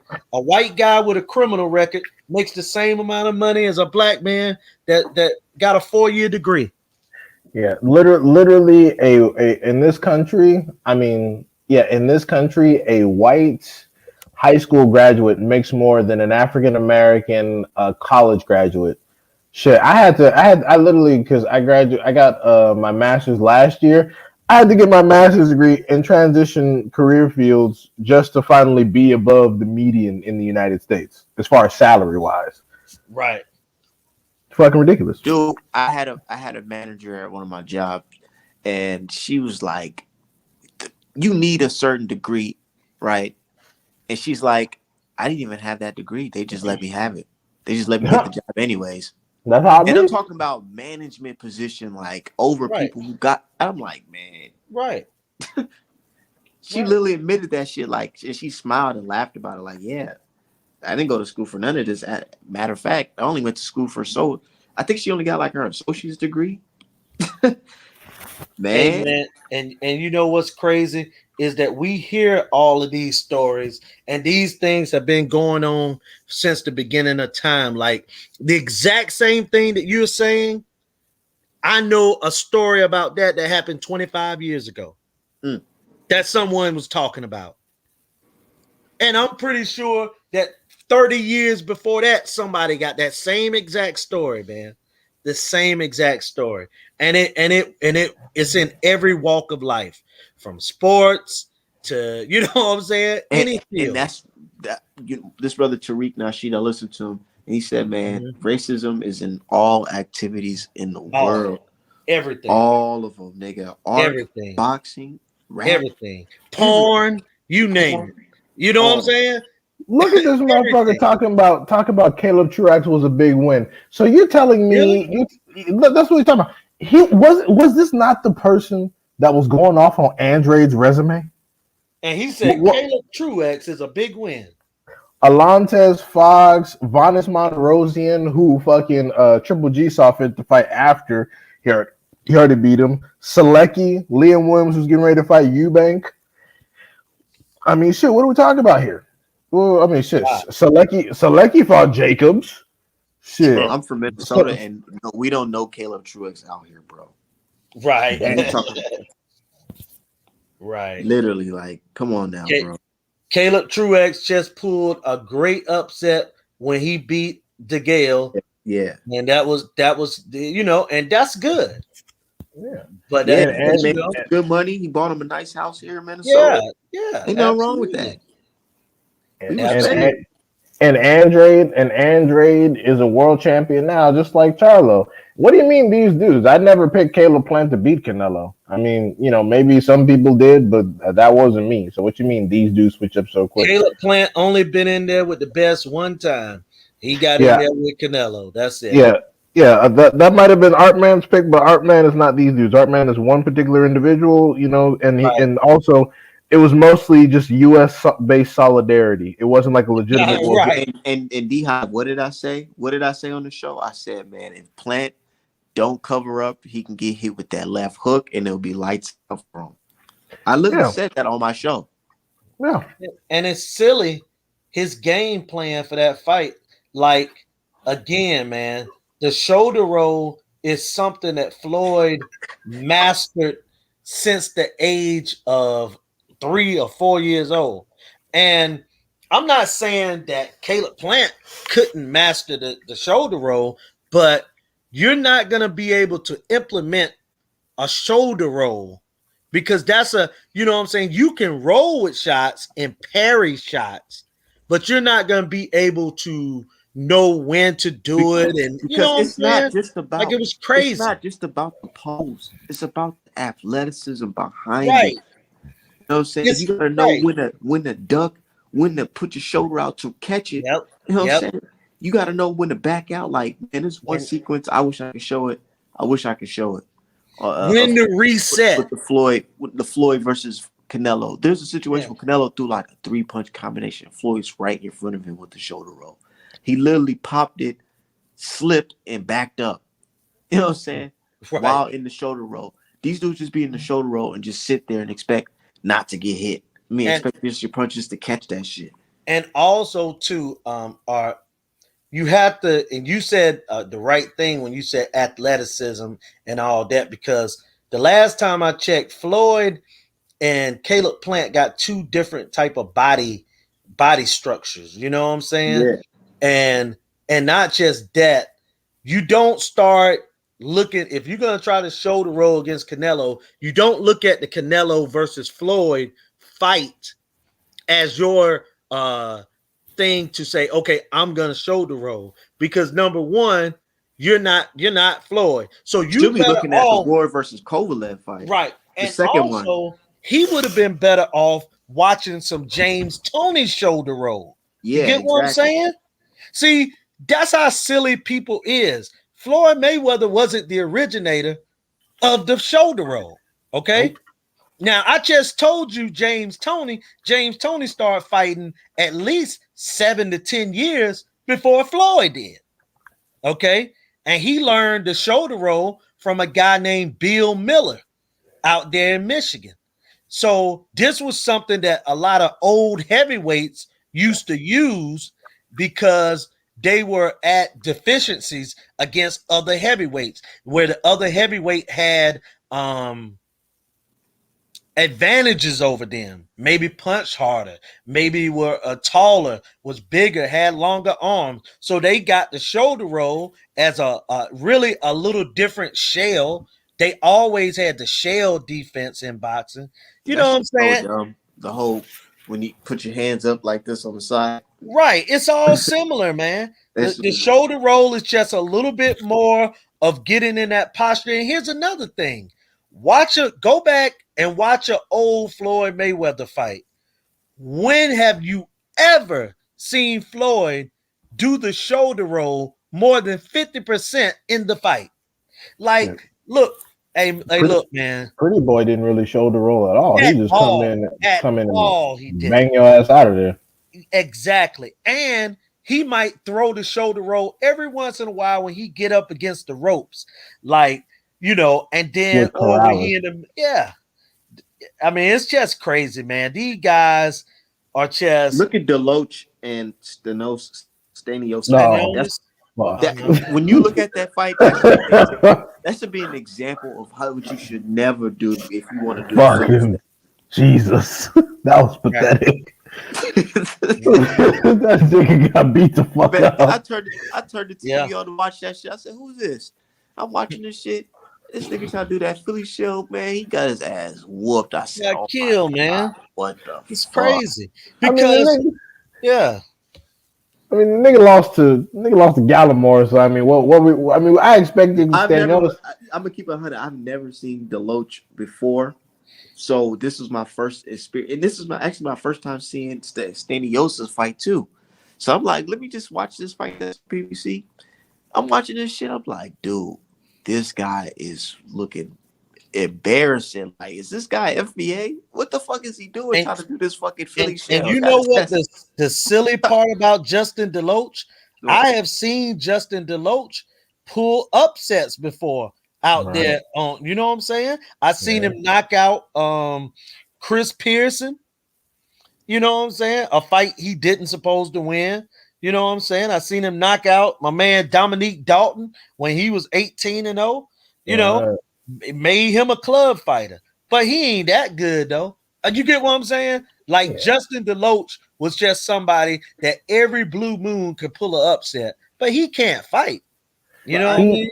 He came in, like, just for clarification, all right, man. He came into the Stanionis fight with like 4 or 5 losses already. So let's, Yeah. you know, I didn't know all that. But Yeah. Yeah. Talking about his Philly shell that he tried to do. Yeah, that was crazy. He That never shit even was fought like weak that as before. fuck. He didn't, but the thing is also, people don't understand that while you're in the Philly shell in the process of a roll, you can also activate some offense in that. Like after you roll the shoulder, Flo will pop out a right hand from the shoot out a right hand from the weight. Even AB had it. Like even Oh, AB, yeah. they weren't even fucking with AB's shoulder roll. That's how AB dropped Sean Porter. He hit the shoulder roll, came out, popped out with an uppercut, whoop, got him. Right. Exactly. Yeah. Right. He rolled. I think he rolled No, he Sean hit with a Porter left loop. hook. He was in the. I think he tried to do the or whatever. He tried to come at him. He did the shoulder roll, and then he hit him with that check left hook, and that Yeah, shit bop, set him right on his ass. He yeah, looking like, whoa, Mm-hmm. yeah, it's whoa, bopped where'd his that come ass. from? And that's the thing. You're not just supposed to sit there and strike a pose. You're supposed to also use that opportunity to punch within someone's punches. And it's funny because people tell us that we shouldn't be comparing Devin Haney to Floyd, and I'm like, this is why I don't. Because even in Devin Haney's defense, he'll hit a Philly shell every now and then, but and he'll roll some punches, but he it's not consistent. Like he doesn't do that. He relies more on footwork, like a Bivol type boxer. He doesn't just sit in front of you or let you pin him on the ropes. And also, he's active with his jab. He jabs to the body, and he'll use his reach. So he doesn't just sit there and roll like Floyd would. Because the thing is, not everybody is Floyd. It's not even just about body types or muscle mass. It's just about your raw speed in doing so, because that takes speed, that takes timing, that takes instinct. And that's why it's important. Y'all are not Floyd. Like Devin Haney is not Floyd Mayweather. The nigga knows that. he knows that. Like Tank is not Floyd Mayweather. Tank is an excellent boxer, not just a power puncher. But Tank know damn well he ain't no Mayweather as boxer. That's why every now and then when he's down on the cards, he just got to go get your ass out of there.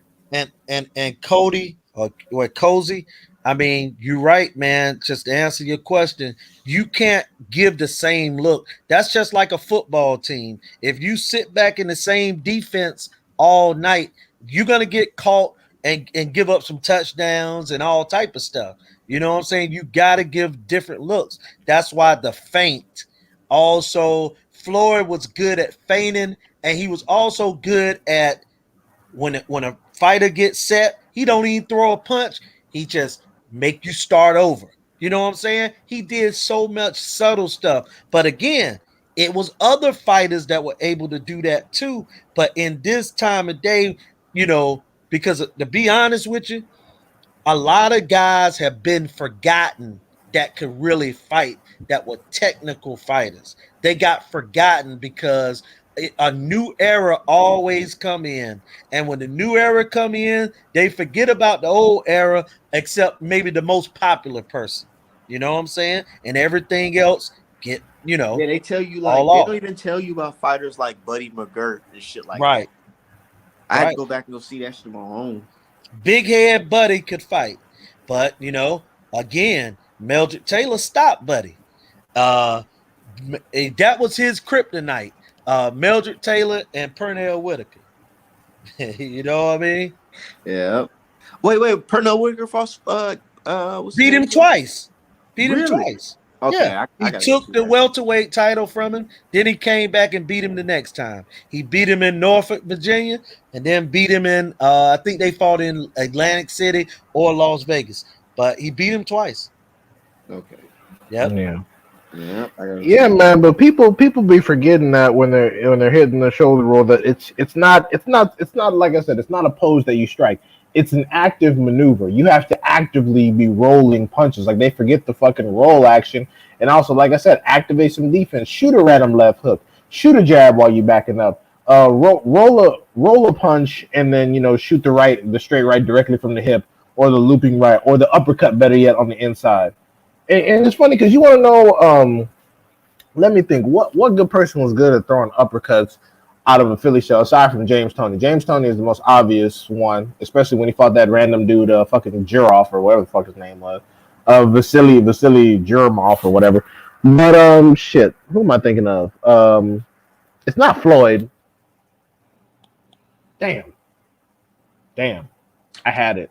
Man, I feel like Ward had a little bit of a Philly shell as well when he fought what's his name?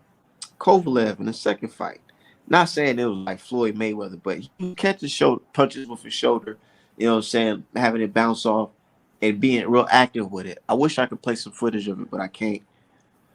No, he did, but Ward was so much bigger. He didn't have to rely so much on defense.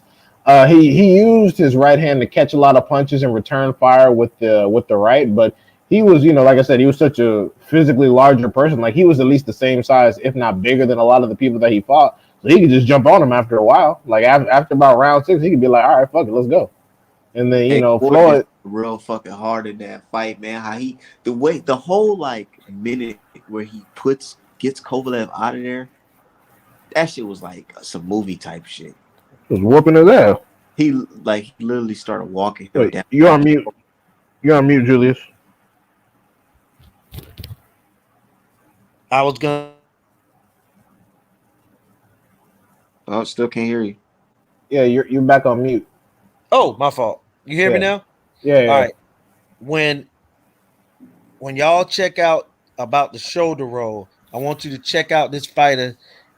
He ended up being a trainer named Georgie Benton, and he's from Philadelphia, man. Matter of fact, he trained Meldrick Taylor and Pernell Whitaker. Uh, and he trained like Tyrell Biggs. But anyway, he's like one of the masters of the shoulder roll, man.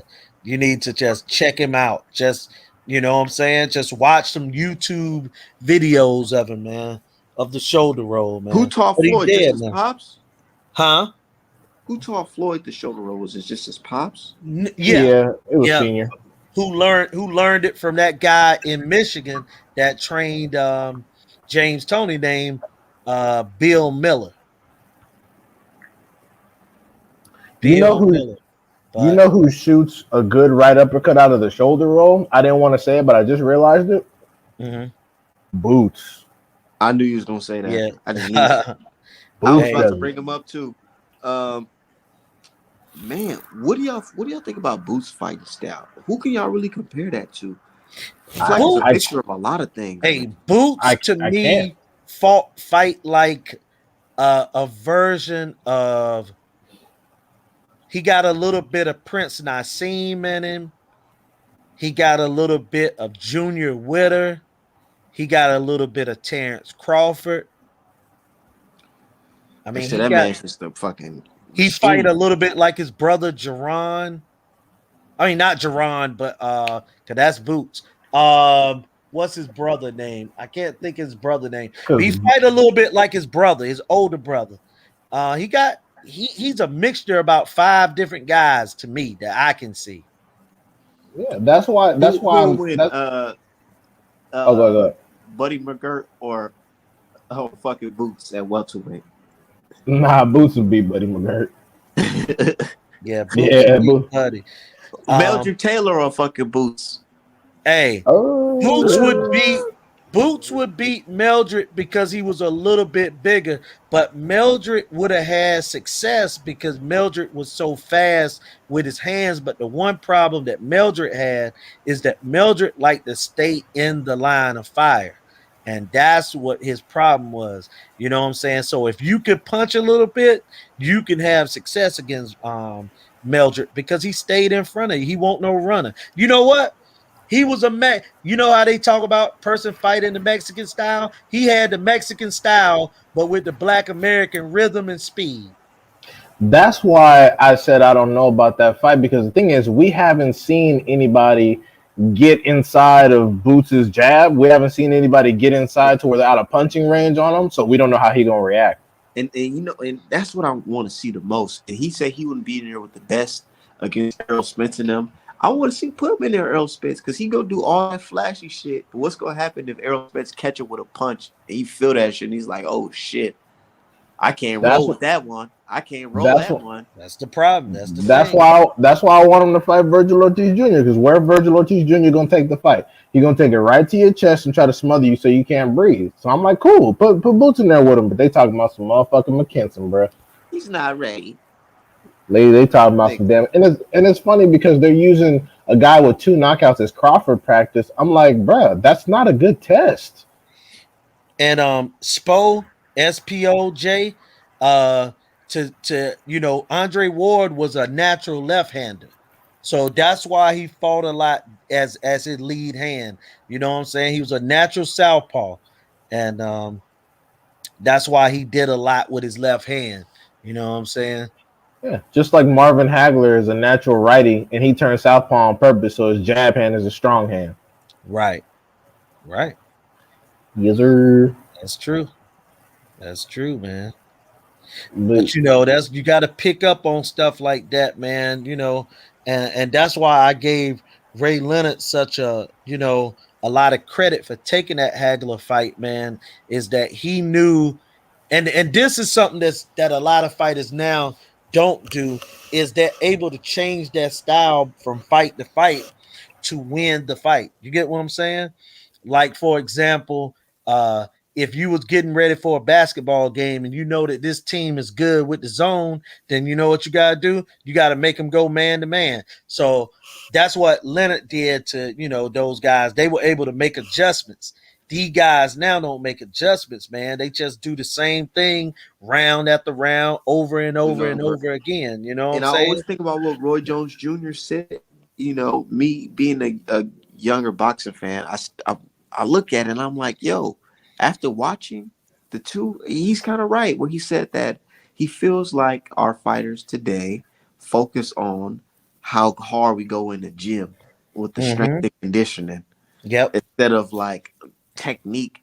Mm-hmm. And Yeah. that's true because Was like he guys talking like about Earn, Americans? I it's think he about is boxing. talking about But I think he's Americans talking about because Americans. yeah, Okay. Americans are more into that strength and conditioning aspect. You know what I'm saying? They just talking about it. You see how we just had a conversation about it the other day.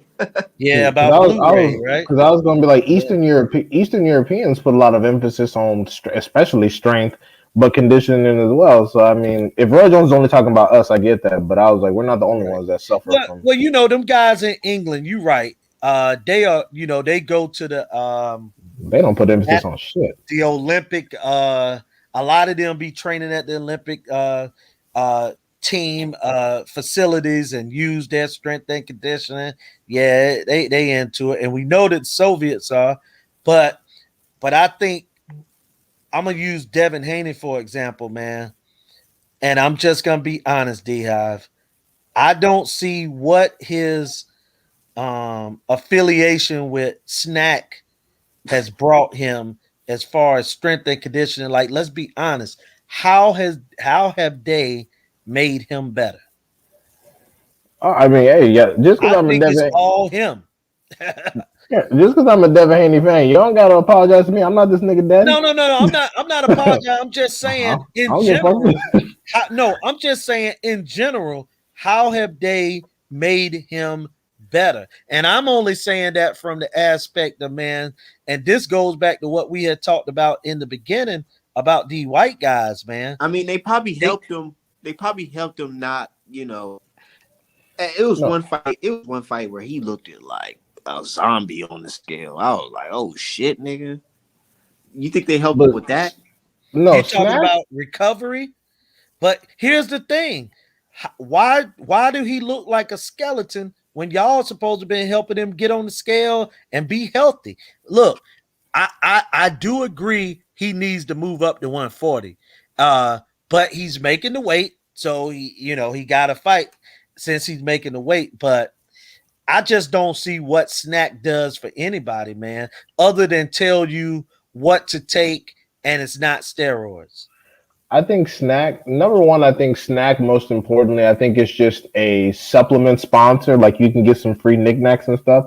And number two, I think that when they're outside of the boxing gym and they're just doing strength and conditioning, Snack has like a facility. They have like a Right. facility like with saunas and like Mm-hmm. little special like digital equipment where you can like test your Right. blood pressure and shit. All it is basically like a gym mixed with kind of like a doctor's office, and they have like the little digital scale things. But I didn't assume they were giving him like quality fucking advice over there. I thought it was just like it Well, was you just like know the that he used that strength and conditioning coach. Well, he was. I haven't seen him in training. You know now, because but he was. Andrade and Plant trained with Snack, and I didn't think Yeah, that they were getting any quality coaching from the motherfuckers. I thought they were just using the facility they got. yeah. I think because Caleb Plant used my man from Larry Wade. Yeah, so it's just they have little facilities where you can go to. You can like run on the bike and use oxygen. Testing your oxygen. You can Mm-hmm. have like your muscle fibers tested. You can use little electric shock machines. You can get some physical therapy. So I think it's more of like a high end like country club gym than like an actual "we're gonna get you right for the fight" type Hey, situation. let me ask you this question, man, about the oxygen and stuff. Do you think that's blood doping? Me personally, no. I think that it's not blood doping unless you're actually doing like what Lance Armstrong did and like sitting in a hyperbaric chamber and actually taking your blood out of you, storing it, and then re-putting oxygenated blood in you. I don't think that's blood doping. I think that's just high altitude, oxygen restricted training. That's all I think that is. So that's me personally. Yeah, I always wondered about that, man. You know what I'm saying? If that was really, you know what I'm saying, the blood doping, man. No, because blood doping is what Lance Armstrong did. Lance Armstrong had like a hyperbaric chamber built outside of his house. He would go sit in that shit for hours, take And blood out then of get them himself. injections of the oxygen carrier. I Well, don't no, get what does that do? What was he it, doing? it, what he does is so what he does, he takes blood out of himself, puts it in like a centrifuge in a little chamber in and of itself. He'll get into a hyperbaric chamber for a while and just chill in there to get some more oxygen in his blood, get him used to higher altitudes. He'll come out and then take the centrifuge and oxygenated blood and re-inject it into himself so he gets freshly oxygenated blood cells. What the fuck? Yeah, Yeah, blood doping. it gives you more oxygen to your lungs, to your brain, and increases performance drastically. So when you're biking through the Alps at a high altitude, you have more stamina than everyone that hasn't done what you've done. And ain't that the dude who killed himself when he got caught? No, no, no, no. No, nigga, Lance Armstrong's still alive. He just got all his titles took. Yeah. Oh, And he yeah, Nah, had he, it was some supposed lost cyclist that all his killed himself. endorsements. well, he wrote that book, so he made some paper off that, and he did like Oprah's book tour, so he got a little bit of bread Yeah, left. of course. You know how to eat. They don't get fired. They get transferred. You know what I'm saying? Right. They Yeah, take a lesser role. Oprah had to give a little bailout package, like, "Hey guys, let's not all attack Lance." But Yeah. meanwhile, I forgot what's his name. That black sprinter had all her shit taken away, and Oprah didn't do shit. Marion Jones. Yeah. Right. Tim Mar- Montgomery went to prison. and Yeah. didn't they recently come after what's his name Gatlin on Yeah, the Justin USF? Gatlin. Right. Yeah, they got Right. his ass, and Oprah nowhere to be found. Right. Oh, of course. And it was, That you remember Oprah's friend Gail? She said that crazy oh ass shit yeah. about Kobe Bryant. That shit was Man, wild. fuck that. That's why Yeah. when Snoop Dogg called After her a he died. doghead bitch. Yeah. Yeah, when Snoop Dogg called her a doghead bitch, I was like, my nigga. Then he came out and apologized. I was like, oh, what Yeah. the fuck? Don't apologize. Hey, I'm no, like, no, because he went on with Jada. What Jada say? When you said that, Snoop, it felt like you were attacking me. It felt like you're attacking all Oh, women. is that okay? Look, She it's said it so felt like funny, you're man. attacking me. You're attacking your mother. You're attacking. Snoop Dogg is literally too rich to be on any of that bullshit. He shouldn't have been talking to Gail, and he damn sure shouldn't have been talking to Jada Pinkett crazy ass. Exactly. The hell you talking about? You know how much money you got left over for all them movies and all them damn albums? You better do something else. Her Shit, ass is- I'd rather see Snoop Dogg go on fucking Joe Rogan 2 times and talk to any one of them dumb motherfuckers. Joe Rogan. Mhm. And everybody trying to get a podcast like him. Hey man, that's looking good, man. Shit, he making what, like, just off YouTube alone, he was already making like 50 million a year, and then Spotify gave him like this $100 million deal. Plus, he does UFC and stand up comedy on top of that. Joe Rogan is like low key getting money on a lot of you motherfuckers. Yeah. He just gotta be, he gotta be protected out here talking that talk about people's money. That certain type of people's money. You know. All that bread Dana White don't want to pay anybody. People crying about. Oh my God. Hey, I speaking should of that, I should get more Jake bread Paul, for going 5 3-minute rounds. Jake Paul is in the type of shit he gets off there. No, real shit. Because you talking about messing with somebody's paper here now. There's a reason why he's only paying these fighters a certain type of money, dude. It's like a monopoly. Hey, this bitch getting Absolutely. rich. This bitch getting rich. Dana White getting rich to the motherfucker. He purchased the UFC from them Italian brothers. He's like, I'm getting money out of this bitch. The Fortinas. Yeah, he's like, I don't give a shit what y'all talking about. Y'all better take this little pussy ass bread. Like, And then people are jealous of the Conor McGregor effect because Conor and them got all that bread, and then Conor went and fought Mayweather. So he's like, shit, I Right. want to do everything like Conor did. And it's like, look, nigga, Well, first of that's the all, only way to really get paid in the UFC like that. and these fools don't understand. First of all, Conor McGregor is white. Let's get that out the way. He's a very easy fan sell. Like Usman done put in, as far as I know, done put in more work at fucking welterweight or middleweight, wherever the fuck he fights, than a lot of Mhm. people, and they're still questioning his greatness. He done ran through the same row of killers like 2 times over now because can't nobody fuck with him, and they're still like, Right. he needs to do a little bit more. He needs to fight fucking Kamzat, and then maybe he'll get some respect. But then Kamzat, all Kamzat got to do is come in and beat Usman, and Kamzat, they're saying Kamzat is already like the best thing ever. He ain't fought no fucking body. Right. They're like, oh, Kamzat Chimaev, he's the truth. Usman is bullshit, and I'm like, he's accomplished nothing. And this is what I'm talking about. If he beat Usman, he gets the credit of beating somebody else. Exactly. He inherits all of the respect that Usman was already supposed to be getting. That's And that this is what Wilder I'm. effect. It's the white people effect. This is why I'm saying Conor Woo! McGregor. Hit him. These motherfuckers don't understand that Conor McGregor's fucking white. He got his ass whooped by Nate Diaz, and people still thought he was unbeatable. Like look at Ronda Rousey. Ronda Rousey, they thought she was the people. The year Ronda Floyd Rousey. Mayweather beat Manny Pacquiao, the guy that y'all said he's been ducking for years, the year Right. he beat him, y'all give her Fighter of the Year. The year Bro, she got knocked out. not even that. Y'all want to talk about Clarissa Shields? This bitch Ronda Rousey went to the ESPYS talking about she might get in the ring with fucking Floyd. Yeah. Everybody gave her a pass on that. Right. All And Clarissa how crazy did that sound? and then Clarissa Shields, she loses her fucking second pro MMA fight by a close split decision on 9 months training. They said we're glad Big Mouth got humbled. But when Uh, Ronda Rousey got the living shit kicked out of her, well, you In her all of a own sudden, sport. yeah, she on suicide watch. yeah. And oh, absolutely. I mean, this somebody that always talked about, I mean, maybe this doesn't have too much to do with it, but a father committed suicide. And also she talked about being suicidal before she even lost a fight. Then think about this.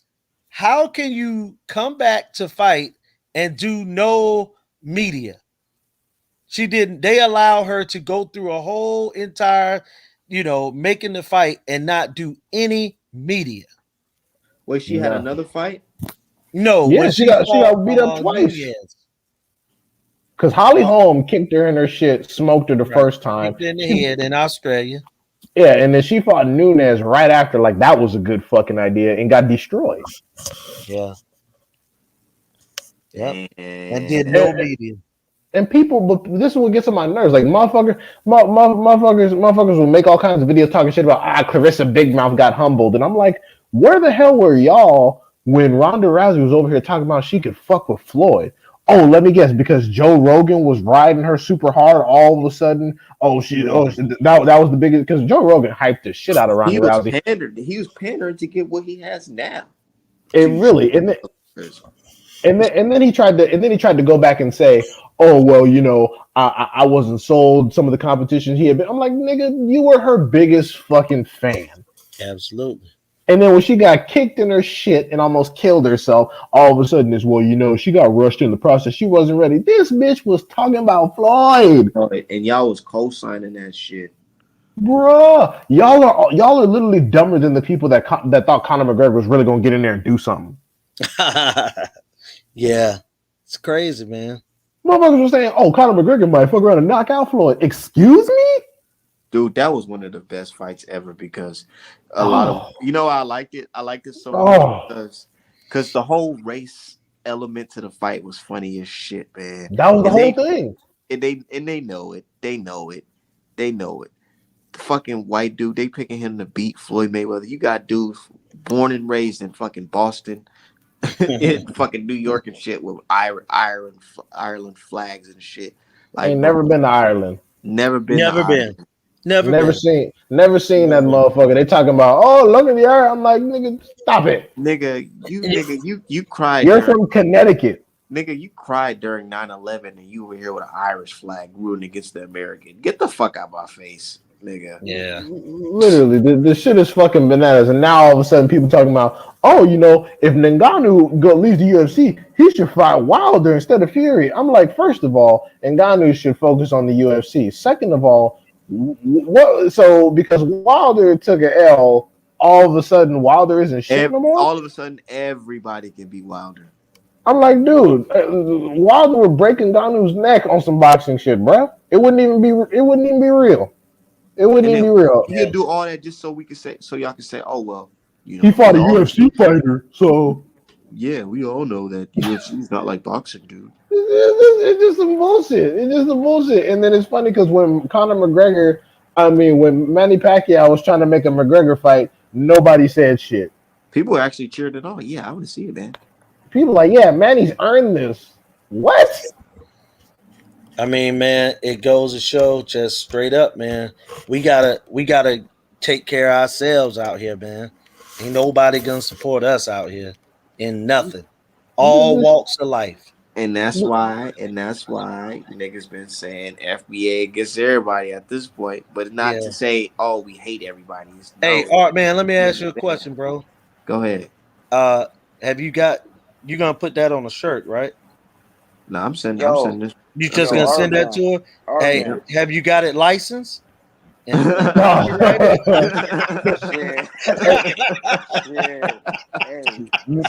sure you save. Make sure you save the tweet where she said it's okay, Art man.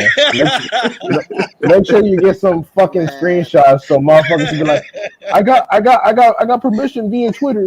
Now, Julius. With all that hate, what did they get? What did they get in the outcome, and what did I get in the outcome? Right. Exactly. Y'all, hey, look, and now listen. Hold on, Polo. 1 second, Polo, and then you can shoot all day. Look, here's the part now. They went on that show, which I didn't go on the show, and they did all that hating and stuff, right? But are they going to come back and say, hey, that's a good job? I mean, Art man, we gave it to him, but look, he came through with the Alicia Bumgarner situation.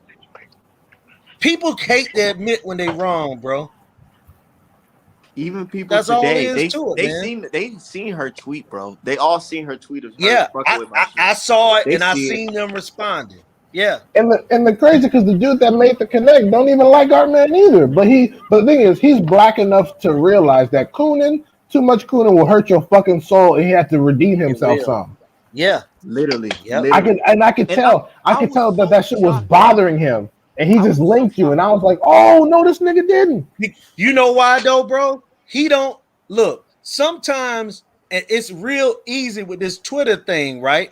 So I could be disagreeing with Art Man or whoever on a particular fight, and then all of a sudden these guys will start chiming in with all different type of other stuff, and you end up getting mixed in with all this stupid stuff, man. You know what I'm saying? That's what has happened. That's what happened. He was never feeling all that personal stuff. You know what I'm saying? The guys talking about copyright and all that stuff, man. Yeah, and then they act like we don't have disagreements up here all the time. Like for example, like our man thinks that Tank will smoke Devin Haney too. You think I'm like, man, our man a fucking Devin Haney hit? Like I don't care. That nigga don't know fucking boxing, man. Yeah, I don't give a. I don't. Yeah, like I talk about Devin Haney like I talk about Wilder. I mean, I like them as people, but when it comes to boxing, I don't give a fuck about their personal safety. Get them in there. Get them in there. It's like this. It's like this. With boxing fans, the biggest insult to each other is you don't know fucking boxing, man. Yep. Just because you don't agree. It's crazy. Yep. Polo, what's up, man? Where you at, Polo? Polo. Yo, yeah, I'm here, bro. What's up? So, man, Armin, I don't like to generalize the shit, though. I'm not gonna lie, that was disrespectful, though, man. You know, oh my the thing is with me is I don't like how he says he tries to confuse me. Like I'm telling you, he was out of pocket for that, man. Dissing your parents, dissing your. Man, don't mix me up with this shit. That's him. But yeah, that was out of pocket. Like I said, I respect. Obviously you're gonna say something, and it's not gonna be. But yeah, don't mix me with him, man. That's the one thing I don't like. Because what D-Hype said, oh, he's like them. No, I'm nothing like them. I don't be dissing people's wives, parents. Dissing, he was talking about your Yeah, pops being Polo. Okay, Polo unnecessary not shit. like that. Yeah, we know you're not like that, I'm not Polo. like that.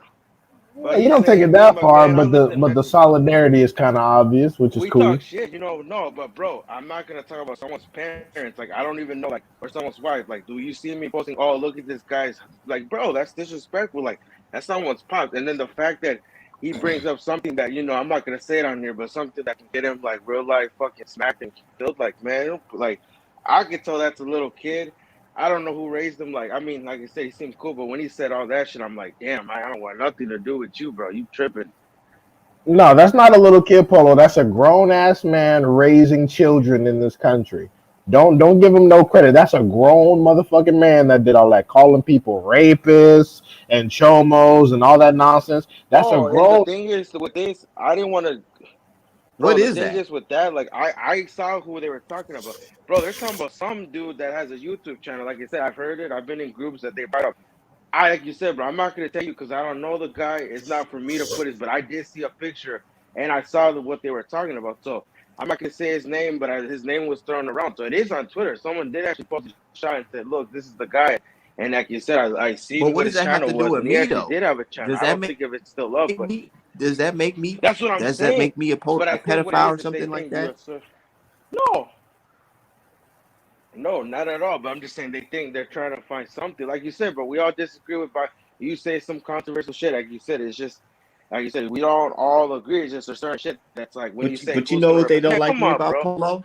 They don't like me What? because I bring it out of them, dude. They don't like it. I'm able to bring that shit out of them. You notice we were just talking Like you boxing. said, bro. All of a sudden he started talking Yeah, about like we crackhead mothers and chomo. yeah, like Like, whoa, dude, that's like where did that come disrespectful. from? Like, whoa.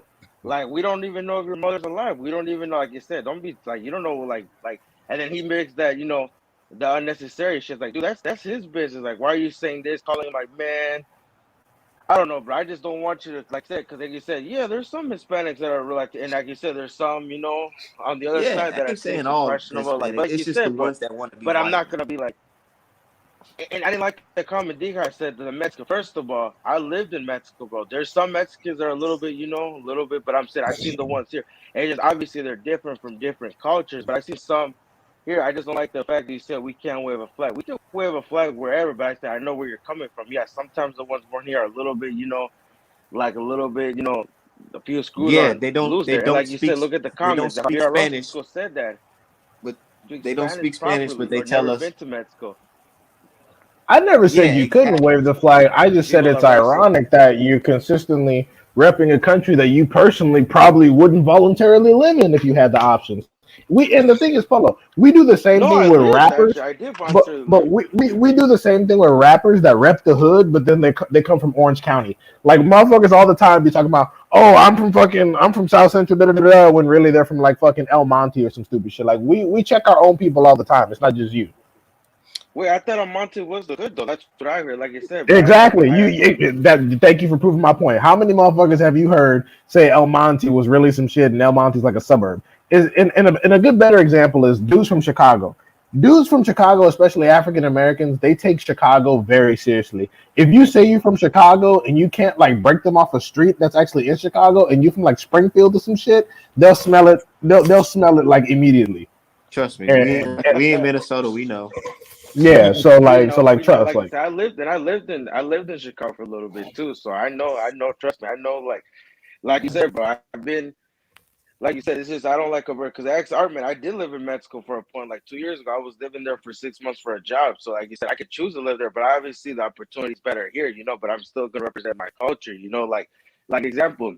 If the USA basketball team is playing, of course I'm gonna support the US basketball team because I know they're the best. But example in baseball, if USA and Mexico's playing baseball, I know Mexico. I'm gonna go for Mexico because they always destroy the USA. It's just stuff like that. But obviously, I'm proud of In you what boys. But in what obviously, sport? I sometimes go Not in baseball soccer. Oh, baseball. Oh, okay. and soccer too. And Well, baseball and soccer. Oh, U.S. soccer. Oh, U.S. okay. I beat mean, like, Mexico a Damn, few we months, did. a month yeah, ago. but you Yeah, looking at the in the track record. qualifying. Yeah. Yeah, You Holy look at USA the fuck. track, beat but them. bro, look at the Hey, track record. and look, But D-High, look they at the got track like record. three, Hey, four but that's brothers point up game. there. Hey, Julius, Yeah, Niggas play soccer? Julius. yeah, But here's the thing, yeah. though. You gotta Yeah. And look at look, the league. and they was the Yeah, they best do. players up But they, there. like you said, listen, ask our man. Ask no, they wasn't, bro. That's not the one. It was Pulisic. No, ask our men in high school who was the only ones playing. Like you said, they contribute, but they're not better than Mexico by a long shot. They compete. That's one thing they do is they compete, but they're not better than Mexico. If you look at the leagues, I'm not really like a soccer fan, but you look at the leagues compared to here, bro. The league here is way terrible, dude.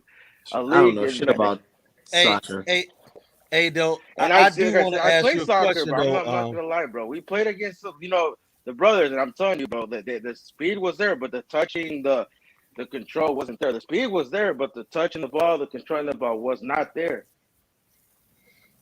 Well, I don't know too much on it. I can't really speak on that. Yeah, Hey, yeah, I but do it's know boxing still this. can't know. If Oh I yeah, do but know USA this, does man, compete though. if the But black guys I'm telling ever you, did get that control with the speed, I think the USA will be beating everybody down. You know what I'm saying? yeah, that's Yeah, a they fact. You done. That's a know what I fact. mean? But I'm telling you, nah, like you said, and the reason they said is the training because if you look at like you said, the USA is because they have the funding and stuff. They just don't have the talent. I just feel like the way they play it because you see Mexico, they beat Germany in the last World Cup. USA has never even done that or beat France, and Mexico's already beat those. Right. But like you said, bro, USA other sports just soccer is not their thing, but they do got talent. I'm not gonna lie, they do got talent. It's just the way they play. It's not gonna compete with like the Europeans, the South Americans, like Hey, Argentinians, Brazilians. But Pol- like you said, it is. Polo, let me ask you a question that I asked them, right? So you was talking about the guy Yeah. that they exposed, right? So I just want to know one question. Oh, he off. Oh, okay. Look, he Wait, probably who he probably wait, he probably Polo jumped off. who got exposed? No, I'm talking about when they was bringing up my man, with the you talking about you know father the here. the father of the year. I was just gonna ask him what Oh, was that about. You know what I'm saying? I'm still trying to figure out that one answer. Why him? Even if it's true, why him? And like, who cares? I mean, look, man, we ain't in prison. See, the way that people be calling out stuff, like they in prison. So if you call it out and so-called expose it, when you in jail, you supposed to do something after you expose them. You can't just say, hey, so-and-so is this. No, people gonna expect you to do something. And what I'm seeing a lot of on Twitter and stuff like that is people are acting like they own the yard, like they in prison. And let me say something, man, and this coming from something, you know what I'm saying, that's seen a lot of street activity. Eventually, someone is going to get killed because I keep trying to everybody tell on them. Twitter don't play. There are some people that's on Twitter because they want to have fun. But when you start doing stuff like so-called bringing up things that they done and all that kind of stuff, man, look, you be out there thinking that life is all sweet. Next thing you know, man, you be getting shot in the head or something. And I Like Oh, keep people don't play. and I keep trying to tell, like all I talk about is me defending myself. I never go after anybody intentionally, but I keep trying to tell these people, I'm like, y'all really think life is sweet out there? I'm like, dude, I'm just on here, talking boxing with my people, and it's all good. But I'm like, you gonna come across somebody that don't have shit to lose, and the same Right. way y'all sit around on Twitter digging up information on people, dude. This internet is huge, and people have lots of skills. You think you can't be found? Right. Do you really think you exactly. can't be fucking found? Now I'm about to end up getting like Drew on you niggas and start suing. I'm gonna start suing motherfuckers. LLC, my art man boxing shit. Don't get it Real, twisted. real talk. Real, Nah, real real talk. shit. Because Because now if you now I'm starting to make money off of this shit. So okay. and Yeah. honestly, Art Man, the thing is the LLC is just not. It's not a flex. It's not a flex. It's not something to show. I mean, it is, but it's not something to show off. But it's also to protect you and your clients, to protect your business relationship, to have some transactional history, so nobody can accuse you of stealing. So nobody can accuse. Yeah, so no, so it's a protective thing, and also too, when people attack you, they're not attacking you; they're They're attacking attacking a the business. company, I know. a I business, trust me. I right? know. I know. And there are real ramifications. So y'all niggas showing your faces and telling everybody your address where you live. Okay, cool. Yeah. Keep it up. Because one day, because me, like I said, I got shit to lose. I'm a square ass nigga. I'm a regular college boy with a few street fights under his belt. I tell everybody I'm a square, They ain't even but I'm see what like, happened to the old girl who had to pay all that money to Cardi B. Yeah. She get I it's what 4 million now because Yep. they had treble damages. You know what I'm saying? You just can't go out here, man, making up stuff and lying on people and stuff like that, man. That stuff ain't cool. And I'm just YouTubers. saying, yeah, go ahead. Oh no, I'm sorry. After you. No, I'm just saying, like, people need to stop making this up because the Cardi B situation is one side of it. But you meet a old, you know what I'm saying, old Negro out here that ain't got, like you say, nothing to lose except he feel like his reputation. You know what I'm saying? Look, And they will go out there's this here one and they will channel. pop you, bro. There's one channel, dude. I ain't gonna say his name, but one Mm-hmm. time I accidentally allowed him on the show, Mm-hmm. and this Oh, guy I'm already started talking. knowing. He started Reckless. talking real crazy, like Really? trying to talking about when I see this type of fan, I'm a hurt him. And he really be on that type of shit. I said, dude, I just put a mental self note. Do not get in shit involved with this crazy ass dude. Right. Polo, you know who I'm talking about. Man, he not shit, bro. He's not. Trust me. I'm not gonna say too much. He's It's not. not. It's not He he even. he It's just not he's even the not right fact. in the head. But it's just Look, obviously like this dude got issues. Like, bro, it just I don't yeah, that's what understand. I'm saying. Dude Like got he's really issues. like So yeah, like And it's funny because the dude that I'm not gonna mention it either, but the person that they were accusing today, y'all don't realize. I did a little bit of my own research. Dude used to be in the army. Like he used to be a fucking engineer in the army. And I'm like, oh, okay, y'all really gonna keep playing games? And, yeah, and, and, yeah, yeah. yeah, And, and and that's what I'm saying, man. You don't know people. Like, for example, hey, I was in the military, you know, I wasn't an engineer, did other things, but I Hey, seen how respect for your people service work, though. man. You know what Hey, I'm saying? thank you I for your service. seen, yeah, I appreciate it, bro. I've Yeah. seen how people do, and like I say, some people, the only thing that they got left in their life, man, is their reputation. You know what I'm saying? And some people are willing to die or kill for their reputation. yeah, and the what he thing say on is, Malcolm X? He said, "You messing with my rep." That's yeah, Mhm. Nipsey, right? yeah. Yeah. Yeah. And my thing is though, the thing about it is, even if what dude was saying was accurate, how exactly does that relate To to box. my to well no, not even how does that relate to myself and art man? Like he was showing a photo from like years ago before I even fucking talked to art man once, and I'm like, so how are you calling me shit? And this photo's from years ago, and you don't even know the event, you don't know what happened, you just repeating some secondhand shit. And I wanted to be like, even for the black dudes who are riding Art Man and T, I wanted to be like, okay, guilty by association, and it's only an accusation at this point. And keep in mind, no victims have come forward, nothing. It's just these niggas talking. I'm like, okay, cool. So, is Catherine Jackson a pedophile then? I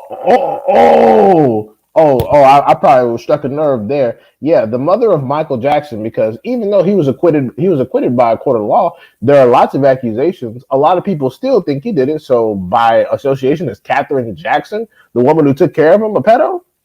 But see what I mean. I'm not trying to be funny here. I'm just asking. Like, what did anyone do for this guy to call anybody? And like I said, I never seen that person on Art Man show. Maybe he was. I didn't see Man, it. what I What hear, a bro, I don't really wanna like get into. They claim, and like you said, I there was apparently he got caught lacking in a somewhere, that people saw, and I guess it was just a bad no, look but on him. Like, what did Art Man and D Hive do that associated them with him? You know what I'm saying? Because Art Man is thousands of miles away from this guy. You know To what be I'm saying? honest, So that's what I'm I trying to see. didn't know nothing about anything about the guy until after the show. But what does that have to yeah, do with that's it? the It's not thing, like he was on the show right? talking about some. Yeah, yeah, I agree with everything that you done. Yep, I support it too. I we was the we same Yeah, literally so we were literally just talking about boxing, boxing. and Father of the Year was getting schooled like he always does because he doesn't know shit about shit. So like a fucking child, he decided to lash out and just make up a No, bunch of he random started making up accusations. shit because he got upset because that tweet, you know, that whole got him, you know, and that caught him in the act of showing his anti-blackness. Right. Yeah, and my thing is, and it's funny because he acts like we're doing something. I'm like, bro, you do it to yourself. Just talk boxing like a normal fucking person. Put the flags down. Stop talking about, oh, we're gonna kick you. Just talk about fucking boxing. It's not that deep. It's not that deep. Like, you think I gave a fuck when Canelo smoked James Kirkland? Shit, Right. I picked Canelo to win. Nobody gives a Right. shit. Right. Nobody fucking cares. You think I cried when And, Canelo beat Trout? and check this out. When Like, nobody Canelo cares. when Canelo knocked out James Kirkland, my black self was woo. You know what I'm saying? That What was a a great knockout. knockout. I was doing that too. Like a knockout is a knockout. Yeah, like, no, like we don't sit over here fucking crying about that shit. Like when James Uh, Kirkland, Austin Trout, Danny Jacobs, when they all took L's, we weren't like, oh my god, the black it's race is getting because slaughtered. it's No, because it's they view it boxing. as a team sport, bro. Right. They view That's it what's as a crazy. team sport, and when I call Right. it out, they get mad at me and say, "Oh, Artman got this prison mentality." What you mean I got a prison mentality? And I'm some of just, them that talk the prison mentality, how many of them ever been? I don't know, but they over here they Yeah. talking. probably know. They probably know somebody that knows somebody that knows That's what somebody. I'm They probably saying. Like they doing like again, like I was saying And about this and then these guy. dudes try to, and these they try to call themselves gang banging on my pops because my pops affiliated. He talking about some. They talking Right. about some. I Yeah, heard I yeah. seen I'm a like, guy what? talking Yo, I have a about question. Our man, how do they know that though? Did you say something, or how did they know that? That's the Yeah, thing all though. I Like how? said, I said it on Twitter one time. I said Oh, my pop. I actually, said, oh, I didn't say my. I didn't even say my pop's been in jail or no shit like that. All I said is my pops was man, a fucking a crip. He ain't raised me to be no simp like you niggas on Twitter simping over these bitches. Now they running with it. Oh, Art Man Pops is a crip. Ah, like what and But the dude, I they seen a always the dude fuck? today. I seen a guy today come at Art Man, and he was talking about he was from somewhere. I don't know if it was Compton or Watts or something. And oh Lord. and he started naming the street of the Crips that he was, and he was like 97th and he Hoover, nigga. yeah, I see that. I was like, what? I On my see that. page, And he was repping hard too, you know what I'm saying? Let me on tell y'all, I'm from Southern California. All the certifieds have either been locked up, laid down, Was or quit. somebody's on my page saying shit like that? Nah, he was responding back. Like, Art Man, I be seeing stuff sometimes. I'll shoot it out there to you, but I might not, you know what I'm saying, like retweet it or nothing like that. Sometimes I get Or a lot of but notifications where I can't keep up with everything. To be honest, yeah, it was some guy you had said something about, and he was like your pops, but I'm the real deal. I did this and that, and it was all over nothing. You know what I'm saying? All over what? nothing, man. Like I said, all the certifieds out in Southern California, especially when it comes to the black gangs, all of them have either, for the most part, been Dead or locked up. locked up, laid down, or just straight up quit. All the garbage you see running around now is just the results of single mothers making bad choices and everybody perpetrating. That's it. There ain't no code. Ain't no code out in the streets. Ain't nobody getting money. Ain't nobody You don't getting hear me. money.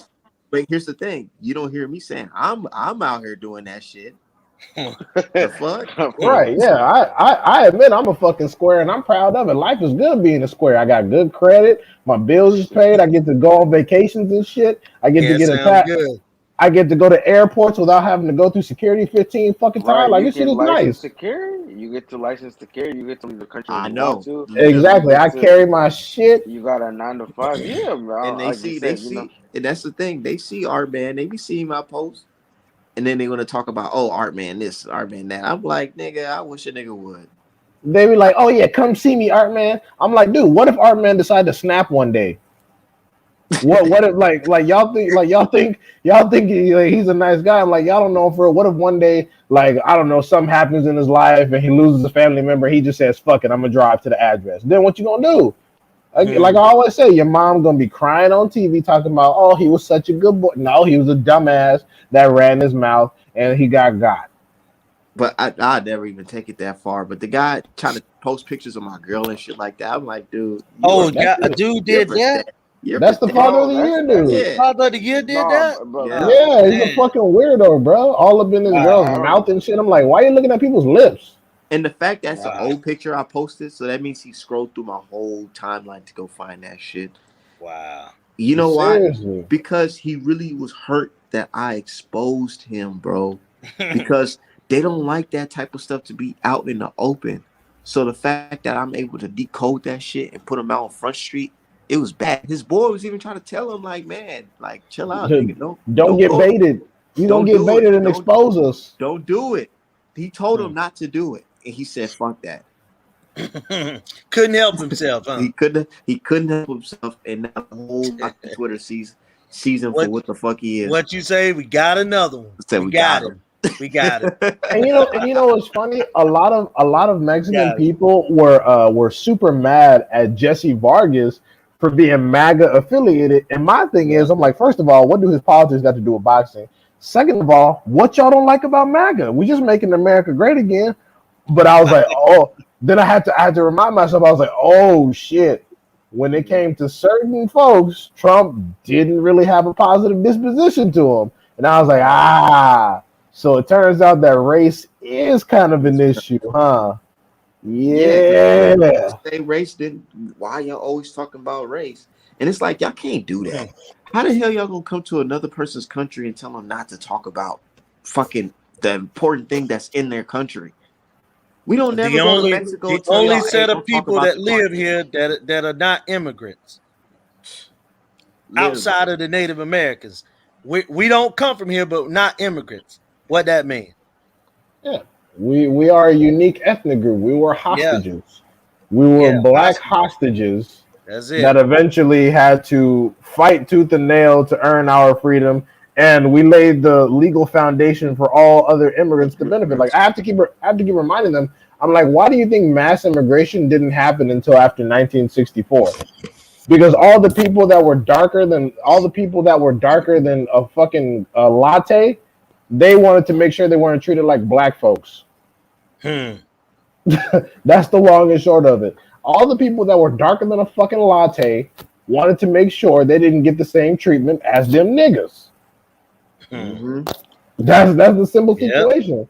And the sooner you can admit it, the sooner we could all just move Move on. Like forward, we, and that's what I've been saying lately on Twitter. I've been like, as long as y'all understand this, we can move forward. Can move yeah, forward. yeah. Stop They telling us boxing's not about race. Stop telling us we cannot support our own. Just Right. let us rock the way we let y'all rock, and we can just move forward as a sport. Yeah, Stop telling us exactly. it's not yeah. about There's race no when it problems. I, is. I agree with that. I just the only thing I see wrong with both sides is when start dissing people's religion, start dissing people's culture, start dissing like I said people's traditions, and like you said, I've seen it with both fans. But I've noticed I don't know why, but and I'm gonna say it, like I'm noticing the American culture that shit I've seen a lot. I'm not saying they say Americans like it's Mexican American, Asian Americans. Like I'm saying I've seen that. There ain't no problem with supporting it's just when you start dissing someone's religion, when you start dissing someone's beliefs or traditions, or like you said, what like they're like making fun of how they dress or like what their Wait, that sort of whose stuff. religion got Fa- dissed? Father, Uh yeah. I mean, Polo. I'm gonna tell you this, man. man, They because when I diss saw black. They yeah, diss you're right, black they people do. in so many different aspects. Like, for example, they make things that shouldn't be racist racist. Like when they start Racist, talking about us, they love to call us. We could be, and I mean, it's not me, but I'm just saying in general, black people could be weed smokers. They call us crackheads. They have made crackhead a racial gesture to black people. They call us crackheads and baby mamas, But call yeah. Benavidez a baby crackhead, and we're daddies. racist. Yeah. I mean, no. What are you talking about? I'm saying Hispanics call them that. Like I'm saying, I don't agree. Like But no, I've seen his Mexican fans call him that. They're like, that's his fault. Why did he put? He's the one that did that shit. They only call him that whenever he talks about Canelo. That's Nah, all. bro. They call him. No, they call him About that, bro. They say Canelo. you're the ones. Yeah, Nah, it's no, bro. they They only call him call him that. a crackhead when Nah, people say Canelo should fight him. Canelo shouldn't be fighting that nah, crackhead. nah. Like you said, bro. Nah, they He shouldn't do. be Like you fighting said, don't use that that. fucking I mean, bum how can you crackhead. tell I've us seen nah, Polo, when we see this, man? Bro, I've seen this. How do you? I literally read the Spanish. They call him that anyway. It's like when he doesn't fight someone, like when he didn't fight Plant, they call him that. Like you see, like he's talking about he wants to, and he doesn't even fight Plant. So now they do call him that. I like Benavidez in my personal opinion, but they do call him that. They treat Benavidez like he's black or something. No, no, they don't, Again, bro. only when he's No, talking like about I said, Canelo. When he's talking about Charlo, he becomes Mexican. nah, like you said, bro. I Mm-hmm. don't like I said. He has Mexican in, but you're right. I'm gonna say they're gonna favor Canelo because he's the more famous guy. I like Benavidez. He has talent. If he goes up to Canelo, beats him, congratulations. If he loses, But they don't want congratulations. to He did his give thing. Canelo don't want to give him the opportunity like Chavez Senior gave Oscar De La Hoya the opportunity. Yeah, like I said, Hey, bro. I Yeah, like. and Are you? also I have a question though. Chavez fought a lot of You said Mexicans. what you say, Polo? Chavez fought a lot of Mexicans from Mexico. Yeah. Now Yeah, at the that beginning of his career. you know what I'm saying? As a Yeah, champion, why Canelo supposed to do the exact same thing? You know what I'm saying? Why would you yeah. I not can't want to answer break to. bread with your own people That's what I'm yeah. saying. I We don't get know on why. Tank's ass about that all the time. Like we're all like, the man, time? how Yep. come Yeah, Tank doesn't Tank want doesn't. Like I to? said, I've been seeing Tank fight. So I'm saying I know they're both on the wrong side, but I'm saying like I do actually want to see him fight. Like for some reason I don't want to see him fight Benavidez. You know who I want to see him fight, but I don't want to see him fight Benavidez just because I said I don't feel, in my opinion, that's gonna be a fight. That's gonna be. I know one person that I want to see. I don't mind him seeing fighting Mexican. It's just like I said, bro. There's ones that I want to see, and there's ones that I don't want to see, in my opinion. Like you said, there's Mexicans out there that he can fight that I do want to see with Benavidez. Like you said, it's just like for some reason that fight doesn't interest me. And like I told you, I support him. I think he's gonna beat him. But like I said, if it happens, it happens. If it beats him, congratulations. What my thing is that I see with Benavidez is, are people gonna ride with him when he beats Canelo, and when he That's what I'm loses, thinking. Y'all or can't throw him under the bus, and then if he man, wins and say, man, "Oh, I'm so Team sorry, man. Benavidez." Are you gonna be a Benavidez fan when he beats, and then when he gets beat up by Sudo or beat up by another, I'm are still you a still gonna? Benavidez. I'm a Oh, Benavidez even fan. I like the guy. He I ain't never don't did like him wrong too. by I'm me. just saying, bro. Yeah, I'm just saying. I just don't like that because I seen it with the Reeds that he's American when he beat Joshua, but when he lost that rematch, he was Mexican, and I say I Who's seen the that? same thing with You Dude, talking about yeah. Drew Who Reese? did look that? the Anthony fans, Ruiz? the Come Who on fans, did now. that? bro, the Who did fans, that to the Ruiz? Ruiz has fans. always been Yeah, Mexican American. No, but right. I'm saying I seen that Always people been. were trying to write, and then when he loses, they're like, oh, we don't, no, he's Mexican. I'm just saying I've Yeah, seen it, bro. I've seen it. I've seen it. Well, I still. that might have been y'all, but we've never No, had that sort no, of no. opinion. I mean, like I said, I We've don't know, never Right. man. had like the thing is Polo. We've never had a high enough of we've never had a high enough opinion of Ruiz to give a shit about whether he claims Mexican or American. That's right. To be honest, everyone knew he was losing the fucking rematch. Everybody knew that, so it didn't really matter. Yeah, but like Like I said, bro, he so, still you beat him. know. He So still what do pulled you the upset. consider him, Polo? He's Mexican. He's Mexican. Like you said, he's American as well. But he chose to, represent Mexico, and he took that victory and said it was from Mexico. So I can't Mm. speak for the man, Where you but what from? I see, California, right?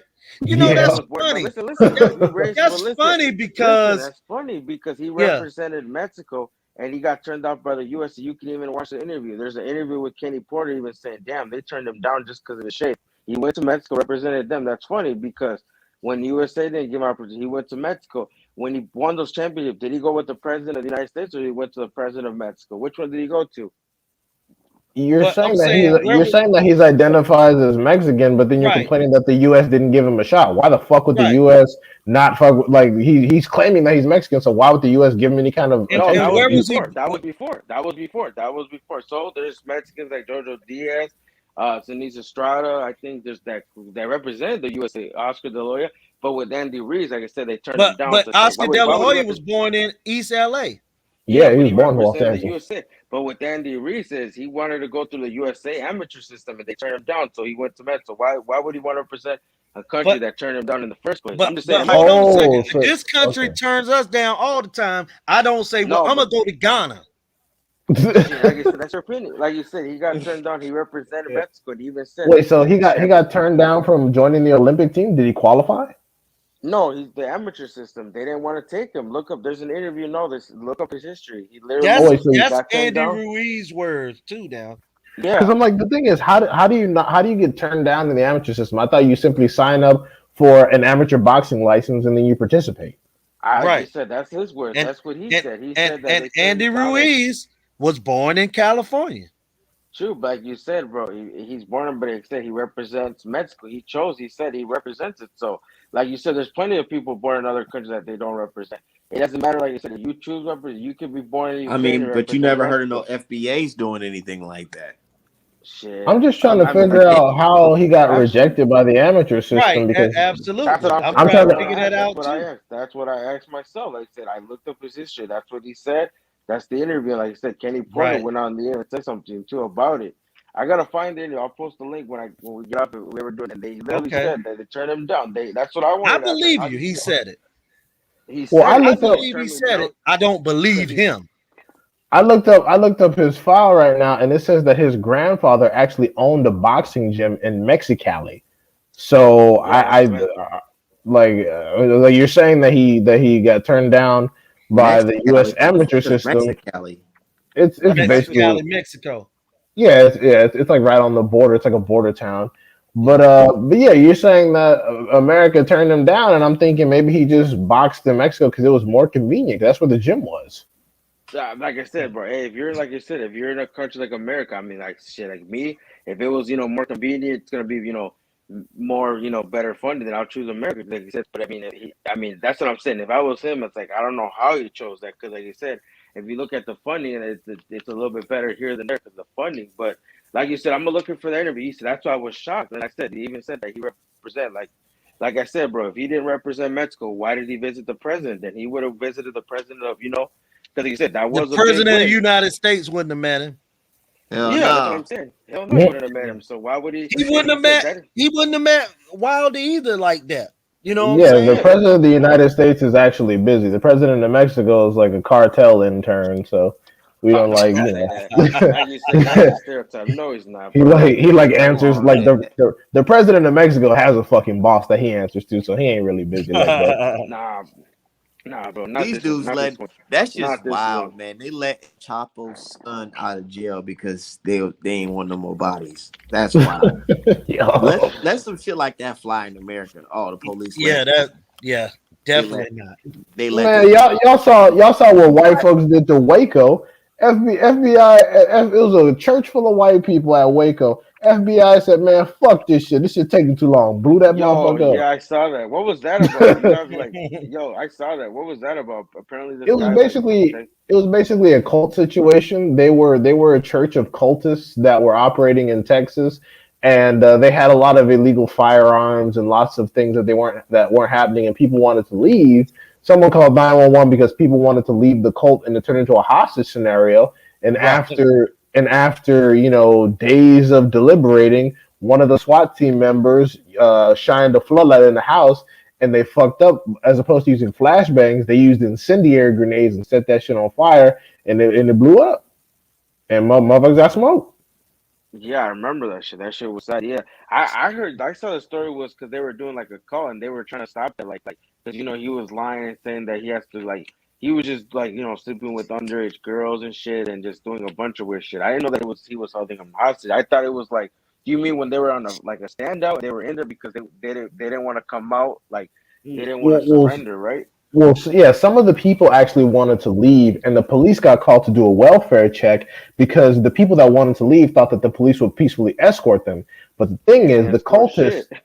the cultists were armed with lots of illegal assault weapons, and when the police came to do a welfare check, somebody accidentally fired a shot and then said shut off. And once you fire Yeah, at the cops, it's pretty much done. So they got dug in, had the SWAT team, FBI hostage negotiator out there, and when it was time to breach and go in because they were sick of the bullshit, they accidentally used incendiary grenades as opposed to flashbangs and lit some. Accidentally.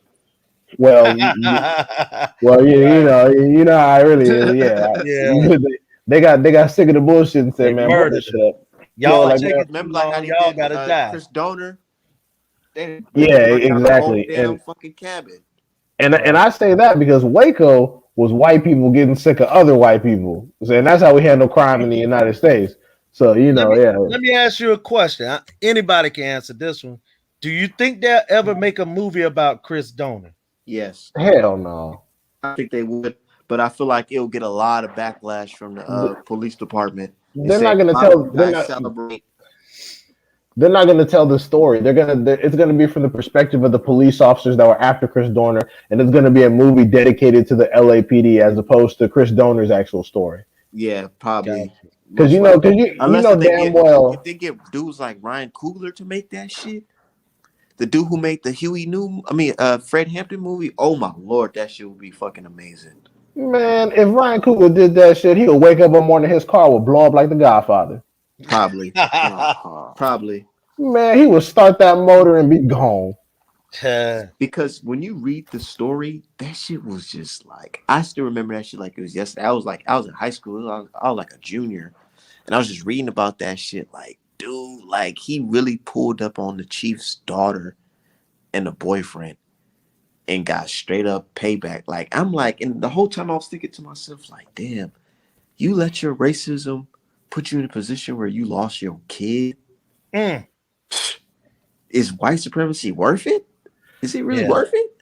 yeah. That's what a political rebellion actually looks like. Like people like white liberals in college talk about revolution and overthrowing a system. That's what that looks like. Looks like, nigga. That's what that really looks like. And the same with Micah Johnson in Texas. I Micah just Johnson, yesterday too. yeah. Christopher Dorner is the more famous case, but Micah Johnson did the same thing, and he doesn't get as much publicity because of what happened. They But yeah, did because they Michael, try to bury the story. They try to bury it. People don't even know that happened. Yeah. People don't even know that happened. yeah, because it happened around the same time, and and the thing is, they don't want more inspiration. They don't want more black dudes who have been through the military to actually pull off what a spook who sat by the door was supposed to pull off. And it's literally folks that came from the military who do it. That's how you And know it's and tough. and look, Art.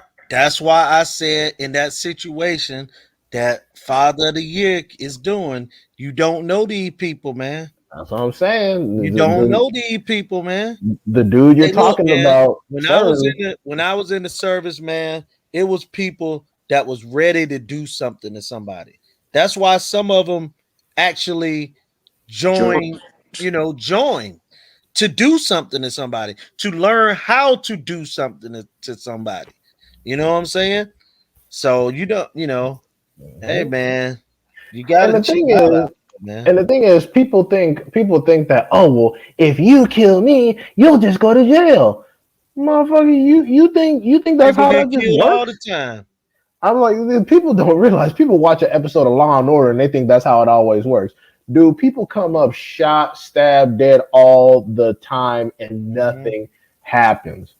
I'm like, Right. bro, and especially living it because dude live in one place and Father of the Year is in Arizona. I'm like, dude, I can find unregistered firearms in California. You think motherfuckers can get some heat that close to the border? Right. You're really confused, bro. Like you don't understand. And I'm not gonna say exactly where dude live, but he's geographically not that far from Arizona. He's really not. And, and my thing is this right here.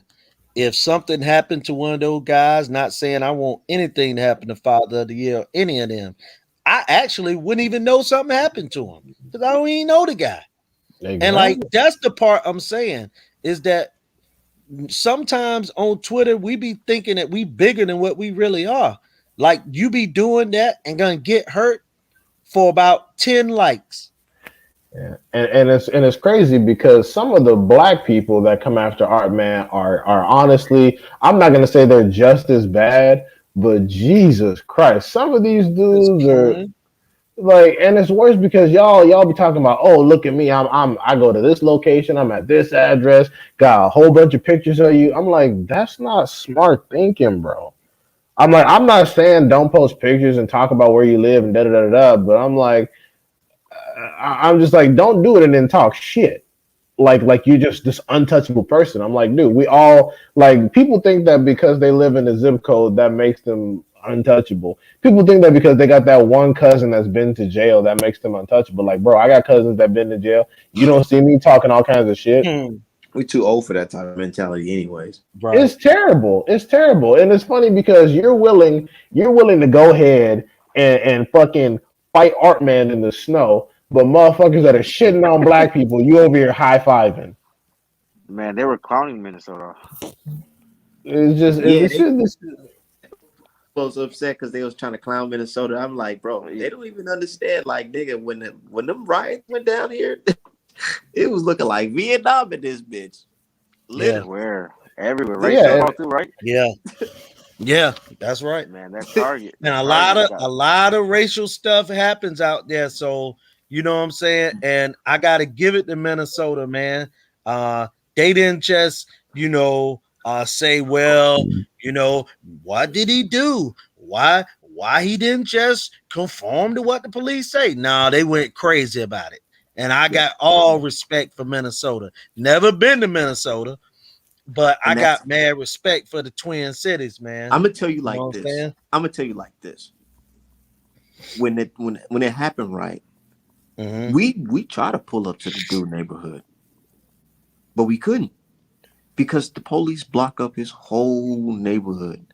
And I ain't gonna yep. say too much. I ain't gonna say too much, but Mm-hmm. just know that we people, we was looking for that man. It wasn't nothing like, oh, he's just in the house chilling and they ain't gonna press him. No, motherfuckers was really riding around this neighborhood looking, but they had it blocked off.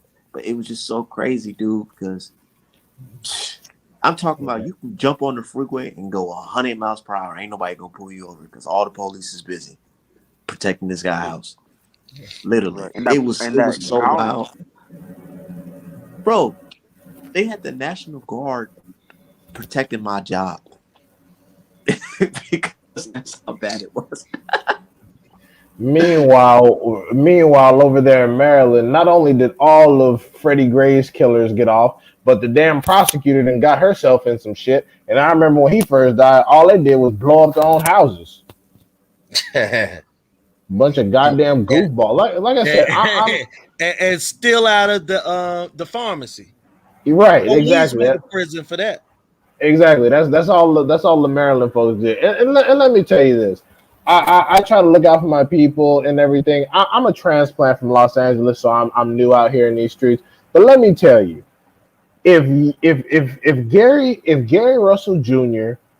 is a reflection, like if Gary Russell Jr. is a reflection of my experience out here in the DMV, I completely understand why Al Heyman set him the fuck up. And let me and let me tell you, I don't agree. I don't agree with I don't agree with Al Heyman setting them up. I Right, don't like right, it. I right, don't condone it. But he's from Ohio and he has a MBA from Harvard. right. Ain't no fucking way if you're conducting yourself like some of these dudes on Twitter. I'm sitting in a room with you and really talking about getting you paid. I want you the fuck out of my office, you fucking Yo, but ingrate. Beehive, I don't really know Gary Russell, but like, you mean like how he's been acting with like the fights or like just the way? Because I mean, I follow the dude on Instagram. He's pretty funny, like his call outs and Yeah, are you talking about like the way he acts or I'm like the talking. way like Yeah, he? I'm talking about like because a lot of these dudes, a lot of these black dudes that be cooning on Twitter are from Gary's area. So my thing is, I'm like, if Gary acts like them and he acts like them and conducts business and his logic is like theirs, and he's talking to Al Heyman, I completely understand why Al Heyman wouldn't want to do business with that bullshit. I'd set his dumb ass up too. I But like I respect said, I respect Gary, so I'm not putting him in the box with those dudes in particular. But my thing is, it's sad that I am starting to see a lot of that coming from that it's a area, pattern. It's a and I'm like, pattern. man, what the heck is going on? Like I'm how gonna the hell tell can y'all y'all sit there and another tell little this? area. I'm gonna tell y'all another area around the Northeast that got some coons in it too, and What, it be Boston? hurting my feelings. Philadelphia. Oh shit. Oh, don't do Bro, that. And that place used to be real bro. solid. It used to. especially back in the mosque. I forgot what mosque number they was, but you know what I'm saying? Hey, I'm just telling y'all, man. I mean, don't get me wrong, it's coons everywhere, but I'm just saying that there are some that they're just, and I'm gonna say this, you know, an area that's self-destructing is cooning too. You know what I'm saying? Yeah, Because absolutely. if you rob your neighbor, but won't go cross the railroad track and do anything, you're a coon. Man, I seen Right. a video of some dudes in Period. Philly. Some dudes in Philly. They hopped out a white van and they was like 7 deep, all strapped up, and they just start shooting. And I'm like, they did this shit so orchestrated. And I'm like, you niggas ain't never try to do no shit like that to the people who's killing y'all daily. Or hit up a bank, Yeah. maybe. Well, yeah. Why don't you go Maybe. take Or some federal money and then do start going through the neighborhoods like Robin Hood? do a Ocean's no do like an Ocean's 13 or like pull some heat like fucking Al Pacino and Robert De Niro type shit, Right. like or some set it off type shit. Now you gonna come to my Right. grandmama, you gonna come to my grandmama house and steal her motherfucking TV. What the fuck? Right. Go there and tell my mother that they hit the floor. Nobody move, nobody get hurt. But like you say, won't go inside Bank of America. Right. You know, And that's a good thing that you clarified that. I'm not saying that Gary Russell is anything like these people. All I'm saying is that if he does conduct himself like this, I completely because even check this out. Al Heyman is from Ohio, right? Yep. mhm. Lefty is from Ohio. Cleveland. Uh-oh. And you see how it is? He's at the top, running shit, organizing the rabble. They're all underneath him, talking shit. You see the pattern? And you see how they get personal when you expose them. Like, boy, like that whole shit with what's his name, Ron Boy Slim, the way his ass is fucking coming at me talking about licenses and stuff like that. Over Juice. Yeah, and he the whole reason why he mad at me is because what he said on my show. Yeah, he was sucking Bob Arum dick. That's nobody's fault but his. It's not my Yeah. fault. I didn't force you to say And anything. and and what he call Bud that killer from Omaha? Oh yeah, everyone's ducking the killer from Omaha. Bud Yeah. comes out and says nobody's ducking me. It's all Bob Aron's fault. Oh, damn it! You set me up. Nah, nigga, you just ran your mouth. You just ran your mouth because The all you do one is eye fucking the one-eyed pirate from from Dallas. What they yeah. call him? And that's what happens when all you do is talk. That's what happens when you don't actually know anything and all you do is run your mouth and no one's ever told you to shut the hell up. Your dad probably wasn't there. Your mom was probably busy working, so she never told you that. Hey, son, you're kind of a fucking idiot. Maybe you should stop talking. Like my mom was the kind of person. I mean, I say was like she did. Now she alive, but but no, she sat down. She sat down with me. We did our homework and made sure I was there. And the thing is, whenever I said something off, she would pop me in the mouth. She'd be like, "Hey, the hell was that? Don't be saying that stupid shit." They clearly never had that influence, so they just babble. They just babble and babble and babble and pretend that they're right about some shit until they're proven wrong. And it's obvious. It's basic home training that they lack. He's never been told to shut the fuck up and sit down somewhere. That's why he's like fucking 45 years old and hearing it for the first time. He can't handle it. Hmm. It's like shut the fuck up and sit down. You don't know what you're talking about. Just be quiet. It's like you don't have to talk. You don't have to be on Twitter. You can get a real fucking job and contribute to society. But instead, you choose to sit on a couch somewhere, going back and forth between a fucking casino and try to be like, oh, yeah, I know all about this shit. You don't know shit. You don't know shit. Just like Father of the Year doesn't know shit. It's just like, Jesus. These people get a little bit of admiration, a little bit of Twitter likes, and they start acting like thoughts. When a gym thought makes a fucking new Instagram page and she gets her first 100 followers. Oh my god. Oh, she's talking about, I'm starting a fucking fitness channel. I'm gonna be a personal trainer. All this fucking bullshit. And meanwhile, the bitch works at Jack in the Box. Right. ain't accomplishing shit. And the worst part is that it would be different if all these guys had reputations to maintain to where they were actually getting money and feeding their families off of boxing. None of them are doing anything. All these motherfuckers got regular jobs. And shout out to Lefty for that genius invention, Chicken Talk. But he ain't getting no bread off of that either. Really?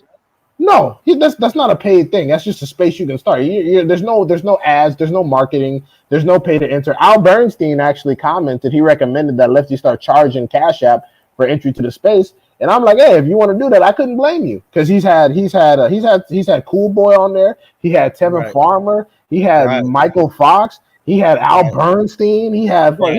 gang of motherfuckers in there. So I'm like, hey, if you Right. started a podcast and started like a Patreon and started charging, I couldn't even hate. Right. Because But he got the credentials. But my thing is this right here, and I'm just gonna call it out. And if it get back to chicken talk, Out we'll here, it get was back to on there. chicken talk. Yeah, But let that's me smart. yeah, it's smart. But let me say this though. Just because white people go on chicken talk, that doesn't mean that you are show enough accepted and this and that, and you should have a voice to speak and all that, because a lot of times there's nothing wrong with a minority group, especially one that has been discriminated upon and all those things, to have their own little, it's like the country club. Is black people really going in country clubs and conversating and this and that? That's how I look at it. Like, for example, the barbershop conversation with Fred used to be like that. You know what I'm saying? That's what chicken talk could be, what barbershop conversation was supposed to be. You get what I'm saying? Like, I just feel like, that sometimes uh when certain, people, usually white people, get involved in something, they want to start to take over that situation. You know what I'm saying? And then they're gonna end up putting some money into Lefty hands, and then the whole format gonna change, and you're gonna be able to see it. And I'm not saying that Lefty gonna do that, but if they would, next thing you know, he'll be trying to, I'm expose about, I'm Martin about to Luther change this King. to the Artman and Bernstein show. I'm about to replace D Hive and Julius and get some white dudes Right, up in here. right, yeah, well, absolutely. and the thing is, like, even if you did that, I'd be a little disappointed, but at the same time, I couldn't blame you because at least you're being financially compensated. A lot of the motherfuckers that are beneath the top people on Chicken Talk, a lot of motherfuckers we're talking about, they're gaining nothing. They're not gaining any exposure. They're not gaining a paycheck. They're not getting a new job. All of the fuckery that they're causing is for free. For free. They're not even being compensated. Like I said, Lefty should be getting some money off of that because it's his idea. And if he decided to do all that, I couldn't even hate. But the niggas beneath him that are just like hanging on, trying to get some attention off of him, I'm like, y'all are doing all this bullshit in the background for free. But Art, man, you almost at that level where you probably could right now go and put you a space, because they have kept throwing your name out there, and now you getting fighters and different trainers and managers and stuff coming to you, getting your merchandise and stuff like that. And that's good, but a lot of times they might not even know that you really talk that boxing game outside of do the shirts and the hoodies and stuff like that. So, And man, that's why you really it could do goes that hand in space. hand. And some people be feeling like they got me figured out. They be like, our man really just be getting people riled up so he could sell us some merchandise. Nah, I'm he like, nah, talked that I game was too selling now. merchandise first. I started talking this boxing shit. Yeah, Next thing you know it. absolutely. People Yeah. forget that Mike Coppinger was trying to plug you for Intel before Chicken Talk was even a thing. Yeah. Yeah, that shit was wild. When I got that message, that's when I knew shit was real. For real, for real. Cause I was like, yo, what the fuck? This is the guy that the whole boxing world goes to get information from. In my inbox trying to get information. I had to tell Irv that. I was like, Irv was trying to talk about Tank's pay-per-view numbers, and all he had to show for was a fucking tweet from Coppinger. And I'm like, bro, do you realize that Coppinger goes to Artman for information? You talk all that bullshit about Artman. I'm like, do you realize Coppinger goes to fucking Artman when he needs some intel?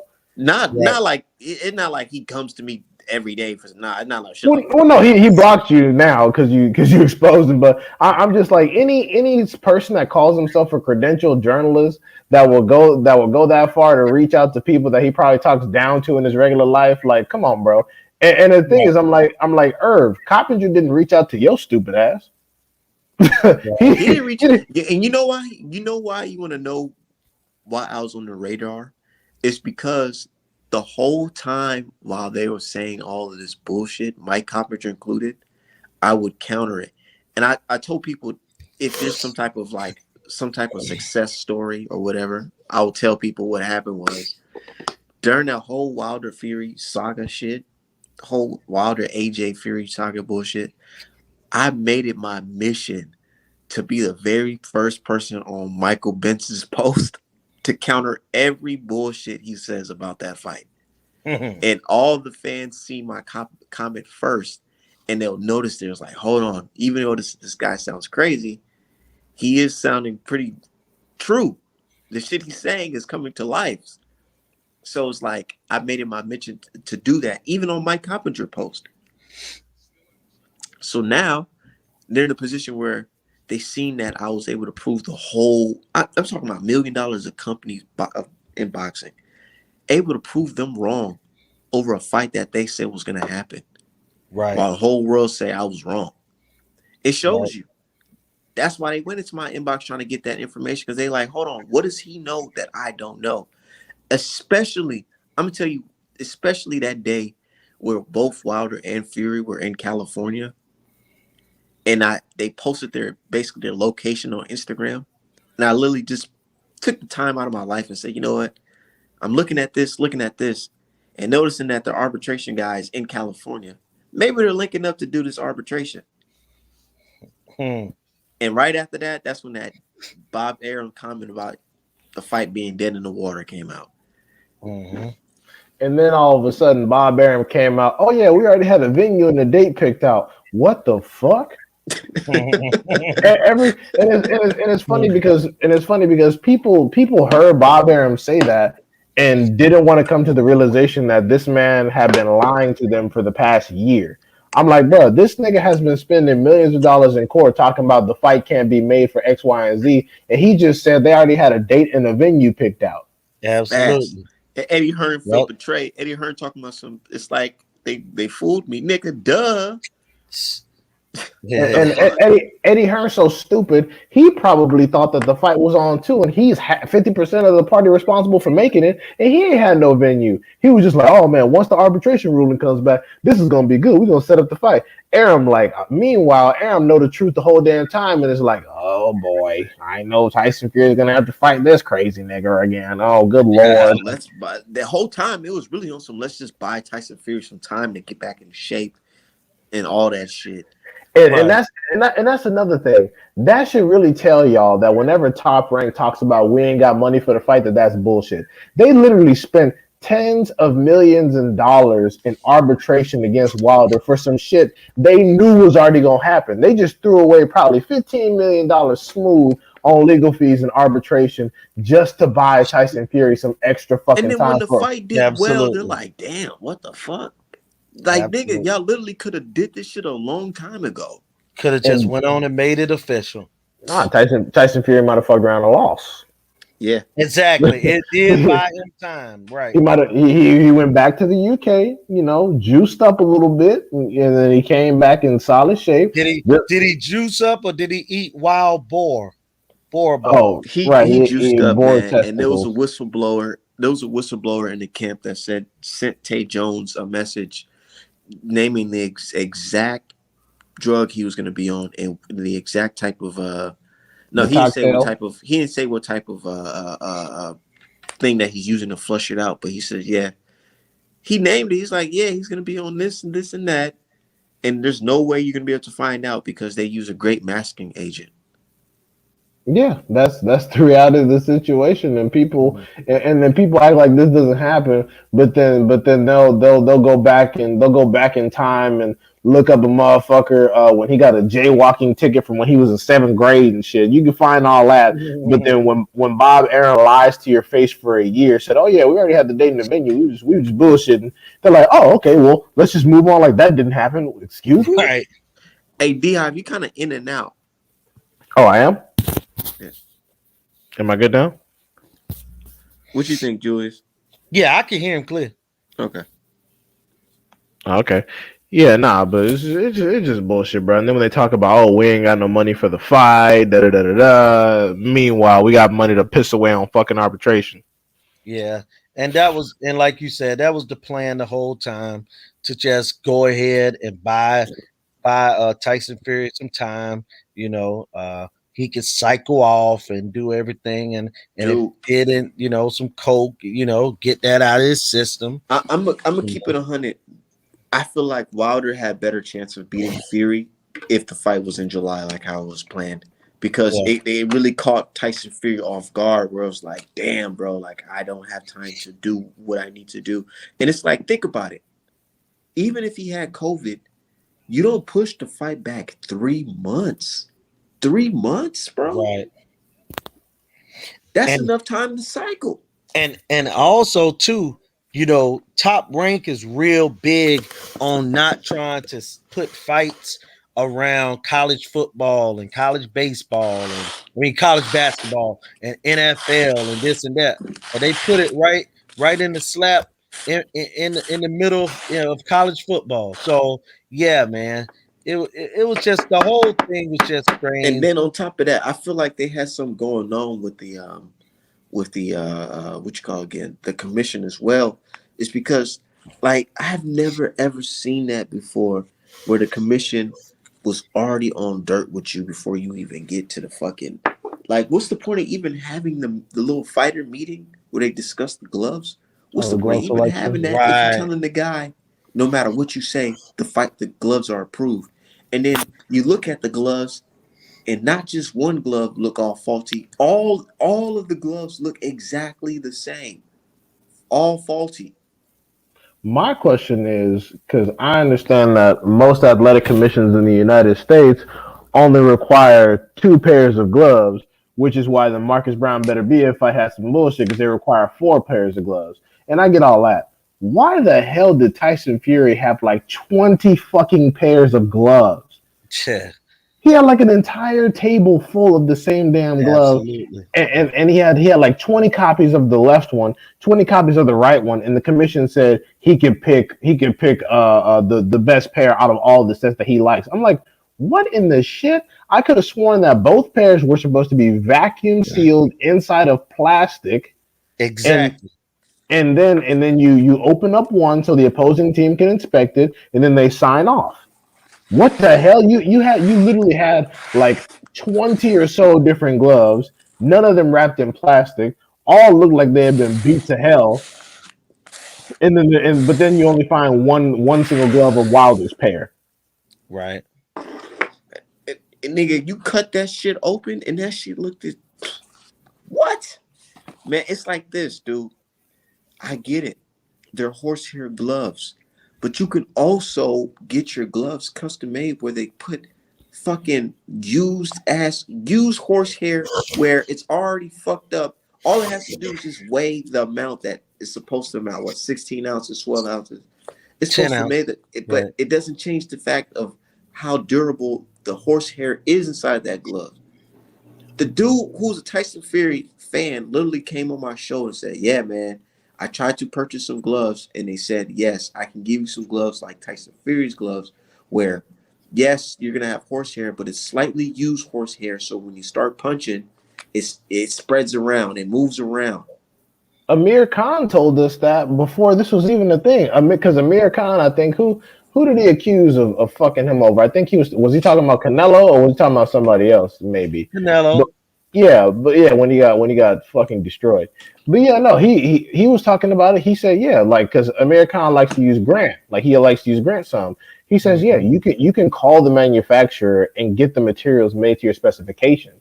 It's like what I said about Triple G and Mayweather. Mayweather wears the orthopedic grants that are for brittle hands. Triple Right. G wear, Triple G wears the puncher's grants that have nothing but horsehair. You can't tell the difference Right. because they look like the same fucking glove. Well, look, guys, I gotta run, man. I'm gonna holler at y'all tomorrow. Y'all stay easy. All right, man. Protect yourself at all times. I gotta tell you, like the referee, because I'll know tomorrow something else gonna happen. They talking about protect yourself at all times. What? Protect yourself at all times, man. All right, have a good one, Well, Julius. All I right, don't man. play Y'all. that shit, man. Yes, sir. All Yep. right, y'all. But I'm gonna holler at you, man. these is props. All right. But Yeah. yeah, I gotta check out of here too, D Hive. All right, for sure. Thanks for But having me on, yeah, man. we Congratulations go with cook that. again, man. This shit is crazy. Yeah. We gonna get another one. Congratulations with that, Alicia Baumgartner. Make sure tell me how that whole interaction turns out. I know y'all not gonna be like tweeting on the timeline and shit. So behind the Nah, scenes type stuff. I'm gonna do some behind the scenes, and I love that when niggas try to stop your hustle continues. Well, ain't that something? This craziness. Hey, Alicia, did you know that one time in 6th grade what the fuck? What the Hey, fuck? hold on. Let me roll up one joint before we get up out of here. You got places to be? Oh no, not particularly. I'm gonna just clean up the kitchen and probably go to sleep. Nah, let's keep on cooking. This is after hours. Fuck it. But That shit, I'm getting paid to do this shit, so I don't give a fuck. that shit crazy. That shit crazy as cat shit. Talking about, hey Alicia, did you know he's a big fat raver? I'm like, Alicia is an African American woman that lives in the United States and is a professional boxer who just got signed by Matchroom. She know who racist and who not, motherfucker. And And you if think she, she's gonna listen to you, stupid fucks? The yeah, fuck out of here. some random fucking bot account, like, bro. She didn't even respond to that shit. You know what she did instead of responding to that shit? She just uh, followed me. yeah, this is corny, just corny shit. Like, what the fuck? Like, get the fuck out of here. And it just goes to show you, like, it's so crazy how a dude that we considered what, a coon, he's the one who put me on, but you so-called blackety black motherfuckers. It's weird. Right? It's weird. It's weird. Like I said, too much cooning will hurt your soul. And he felt like this is a good opportunity to get some of that back. Because I'm gonna tell you, I'm gonna lay off of him some because of this. I mean, how much shit can I talk now? I mean, he actually put some work in. I mean, the other guy, he tried to be like, oh well, I linked your Art Man apparel and said buy some Art Man. I'm like, yeah, that's fine, but that doesn't redeem you from That doesn't redeem you for hosting a show where everybody's shitting on me and then you're allowing that shit and then fucking boot me off. My thing, the funniest thing about that whole situation was that all I was trying to say was the guy was the host and had the power to do it. The only people that know if somebody got booted is yourself and the guy who may have did it. Everyone was talking about, oh no, that's not what happened, that's not what happened. I'm like, how the fuck would y'all know? You can't tell when someone is booted. All you see is that they disappeared. You don't know the actual reasons. You don't know how it happened. They're like, oh, we can vouch for it. No, you can't. First, it was he wasn't even there. Then it was, of course, he's the host. It's like, And then they try to say, well, the show wasn't even about Art Man. I believe that it wasn't about you, but then how did we get there? Talking about, ooh, the show was juicy. Nigga, it wasn't juicy till I got on the motherfucker. Yeah, I'm like, what was the controversy about if y'all were just talking about regular boxing? And then it's funny because they're like, oh, it's not that big of a deal. And then they spend the next 2 fucking weeks talking about nothing but that. And the thing is, I was trying to end this shit because I'm tired of my timeline being spammed with nonsense. Yeah, I thought I was gonna come back and start going crazy on them, but I was just like, it ain't even no point because the motherfuckers is losers. They already proved the point. Yeah, and then when I try to actually orchestrate something cool, like we could do a YouTube live stream, we could do a Kickstarter, we could do a Patreon where it's actually a YouTube boxing card. I mean, like a Twitter boxing card. Because I said, I'll fight. I'll be a corner man. I'll be a referee. I'll do whatever. Just we got to pick some weight classes, pick a location, etc. This motherfucker talking about, I'm on some street shit. What? It's fucking 2022, and you talking about I'm a street fighter? And you Oh tweeting my! you on some street shit. Dude, like I said, when he said I'm a street fighter, all I could think about was a fucking video game. because it's 2022 and I'm grown. There's only one thing that's happening on the street, and it ain't gonna be no fighting, motherfucker. There's gonna be some loud noise, and that's gonna be it. Like, I'm like, nigga, like, bro, we can really set it up like a crowdfunding. We'll raise like what, 15 grand. You get five, I get five. The rest will cover the fucking flying whatever. even To even meet up his at a fucking local gym, have a good cameraman, whatever. We all agree to not, be on some stupid shit. We just spar it out, put it on fucking tape, yeah, even his homie said they'd pay and for eat. it. Even his homie said they'll pay for it. And he was like, "Nah." I'm like, "What?"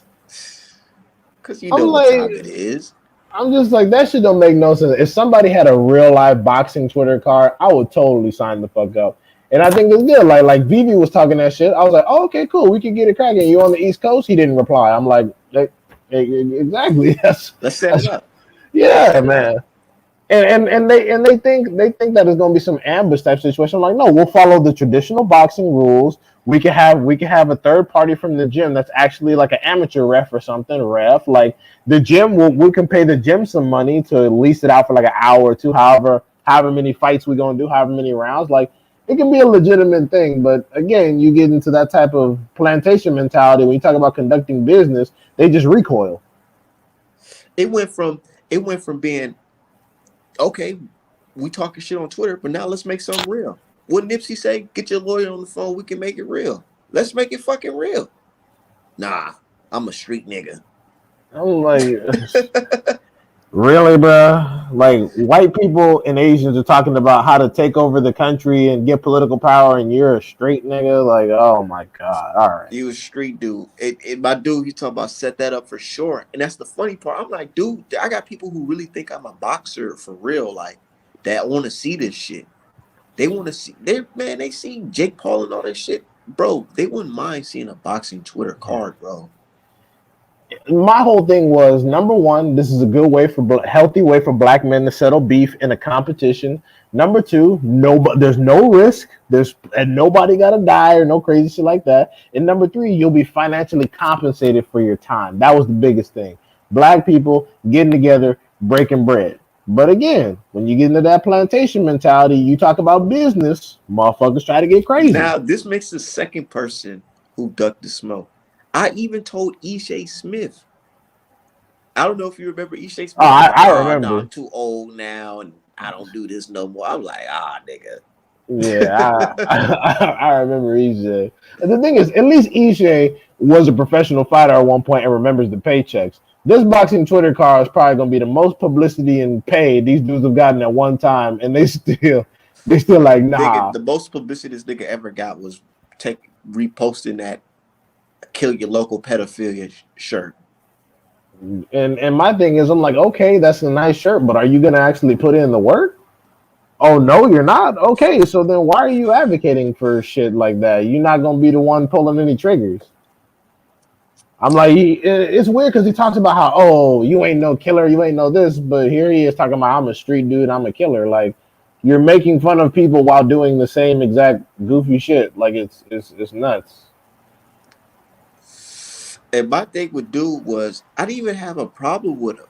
I did it until I asked him. I said, "Bro, is this nigga? Is this guy T? Is he with underage women or not?" And he's like, "Oh, you a bitch. You." I'm like, "You see, nigga. All right, all right, okay, And all then I right." Where start, I'm from, we don't do a lot of talking, nigga. If you feel that type of way, let's go ahead and throw down. yeah, and I started just asking some questions and gauging interest about the fight card. He said it don't concern me. I'm like, wait. You got 30 cheerleaders in the background talking about they all think they know something. You got like five random dudes talking about everybody and their mama. I asked one question, all of a sudden I gotta stay out of it. I'm like, nah, that's not how it's gonna work, bruh. This shit is spamming the fuck out of my timeline, and I'm trying to get it stopped. And also, a boxing Twitter And card is something I've been I interested in started for a clowning while. his ass today, though. I started clowning his ass today because I was like, hold on, nigga. You got you got known racists siding with you. What does that say about you, nigga? That's terrible. What does that say? Because where I'm from, nigga, we don't want racists siding with you, bro.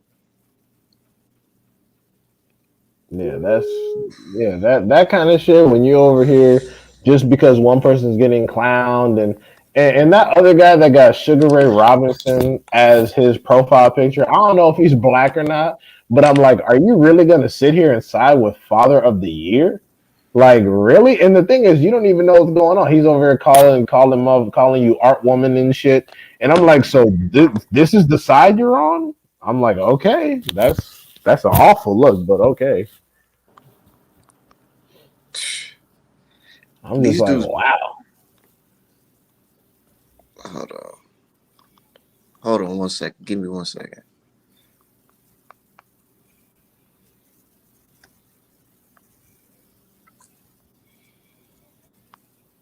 Yeah, but I agree, born to be famed. If yeah, boxing Twitter car would be good. It'd be a good experience.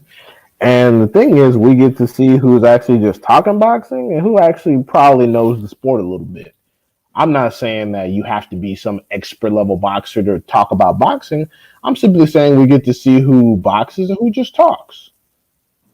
That's Hey, all. I That's just all. I just sent you something. Retweet it real quick. Oh, okay, 1 second. Get my phone out.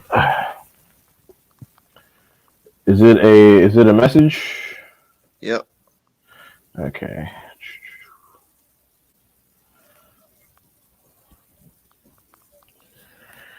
Just loading up my Twitter.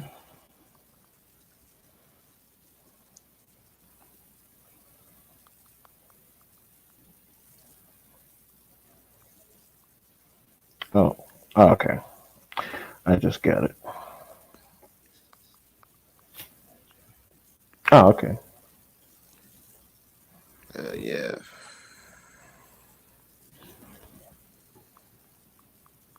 Yeah. That's what the fuck we supposed to. That's what we on, man. That's what we supposed to be on.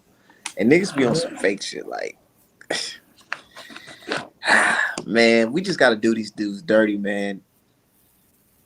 So I'm not a killer, but I'll pay back the right energy they need for my safety. Real shit. Yeah, and it's not like oh shit. But yeah, it's not, I don't know. We got Black History Month coming up, and now we all look like fucking buffoons. And the worst part is about the whole situation is I'm like, whose honor are you defending? Are you defending like a mystery victim that you don't know? Are you defending because my thing is he didn't really offer to fight. He didn't really offer to fight T or anything. He talked all that shit, but didn't offer to fight T. He wasn't like, oh, I'll come find you and stomp you out and all that. He had all that energy for you. And I'm like, but wait, this is the person you're initially mad at.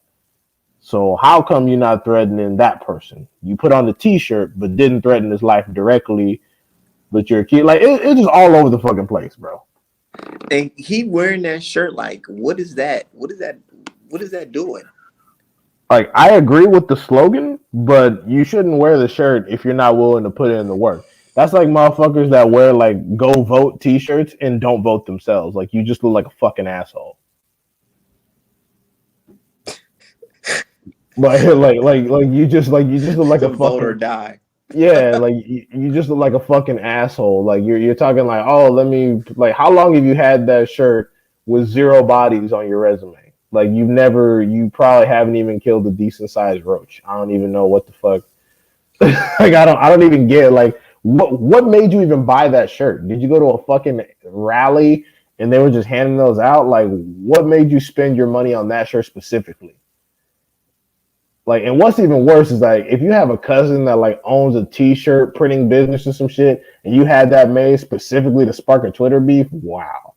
That's even fucking worse. That's just like oh Like, my if I fuck. wanted to, I could eat to these niggas. I could make a whole cartoon of you and just put it on a T-shirt, sell it. But I'm like, nah. Let me not even waste my energy with these dudes. These dudes is fucking weirdos.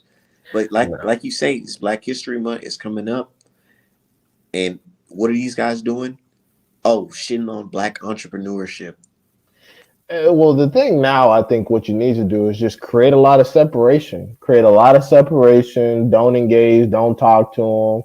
And I'm not saying like block them. I want you to be able to record their interactions. But the thing is, when your business starts to exponentially grow, these are just the dudes that you don't give referrals to. These are the dudes that you don't hire, you don't do business with, you don't give them referrals. You just go, oh, I don't really know them, really.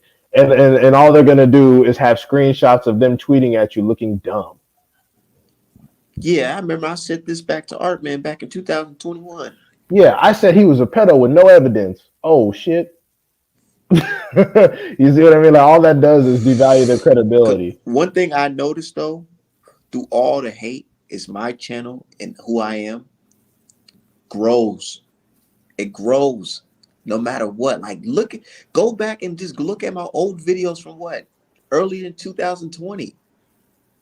And look at it now. We just fucking grown. Literally. Yeah. And I tell them, it's like with that fucking Fresh and Fit podcast. If you truly don't like something, stop talking about it. Stop talking about it. Stop bringing it up every day. Stop devoting your entire day. Like I always tell these people, I don't go to your YouTube channels and look at the people you follow to bother them.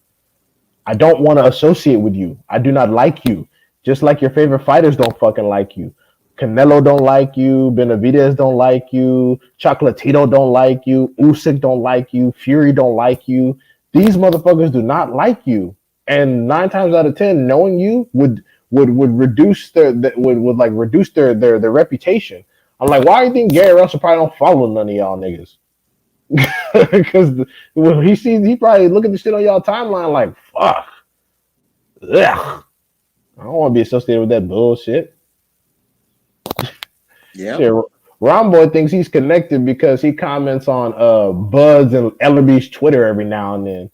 This motherfucker think he like a friend of the family. You're just that annoying dude on Twitter. They don't fucking know you. They don't know you. Buzz doesn't give a fuck. Why do you think Buzz never responded to you? Bud, in all the years you've been following Bud on Twitter, he's never fucking responded to you. You probably the first one to comment some shit. He has never acknowledged your fucking existence. Literally. He's never acknowledged you fucking Nigga exist. literally getting, bro. And not to say I'm out here trying to get, interviews and all this shit, but I literally interact with more boxers than these dudes who've been say they've been watching boxing since the 80s, man. Literally. Dude, K-Rod don't even be on Twitter, and he got Abraham Nova on his channel. K-Rod don't even have a Twitter. These motherfuckers have devoted years to their Twitter pages to get noticed, and their favorite fighter to this day does not even like your fucking tweet. And you be dick riding. You be dick riding, and they still don't like it. That's fucking embarrassing. That's fucking embarrassing. That nigga said, if I could just be in the same room as Canelo Alvarez, Oh, that I nigga would said. faint. He said, I remember that little dude said, my goal for 2022 is to get a picture with Canelo. I'm like, nigga, you've been at this for how long and you haven't even done that? There are children in a hospital right now with fucking cancer that probably have photos with Canelo, and you call yourself boxing media and you don't?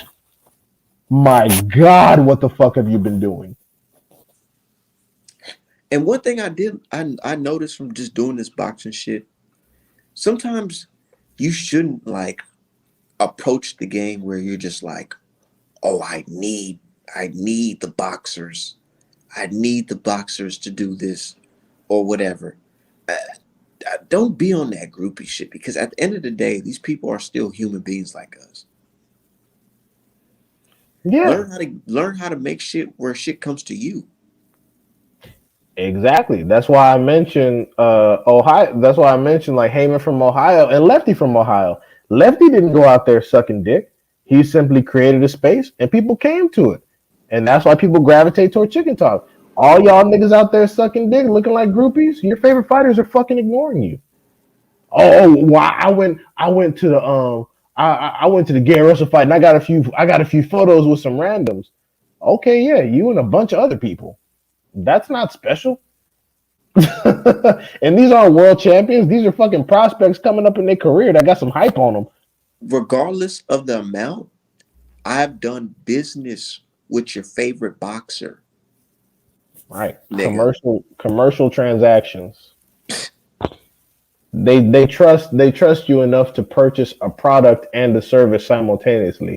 But these Whereas niggas want to talk about stealing and shit like that. Like, bro, what? These niggas mm, are bitch made. They should be out here plugging.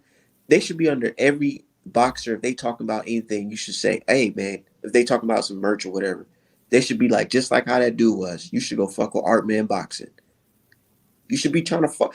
Like, what type of, who? I don't know. These guys, who raised these guys? And that's why I brought up my father, because I'm like, I was raised a lot different from you, very differently from you niggas.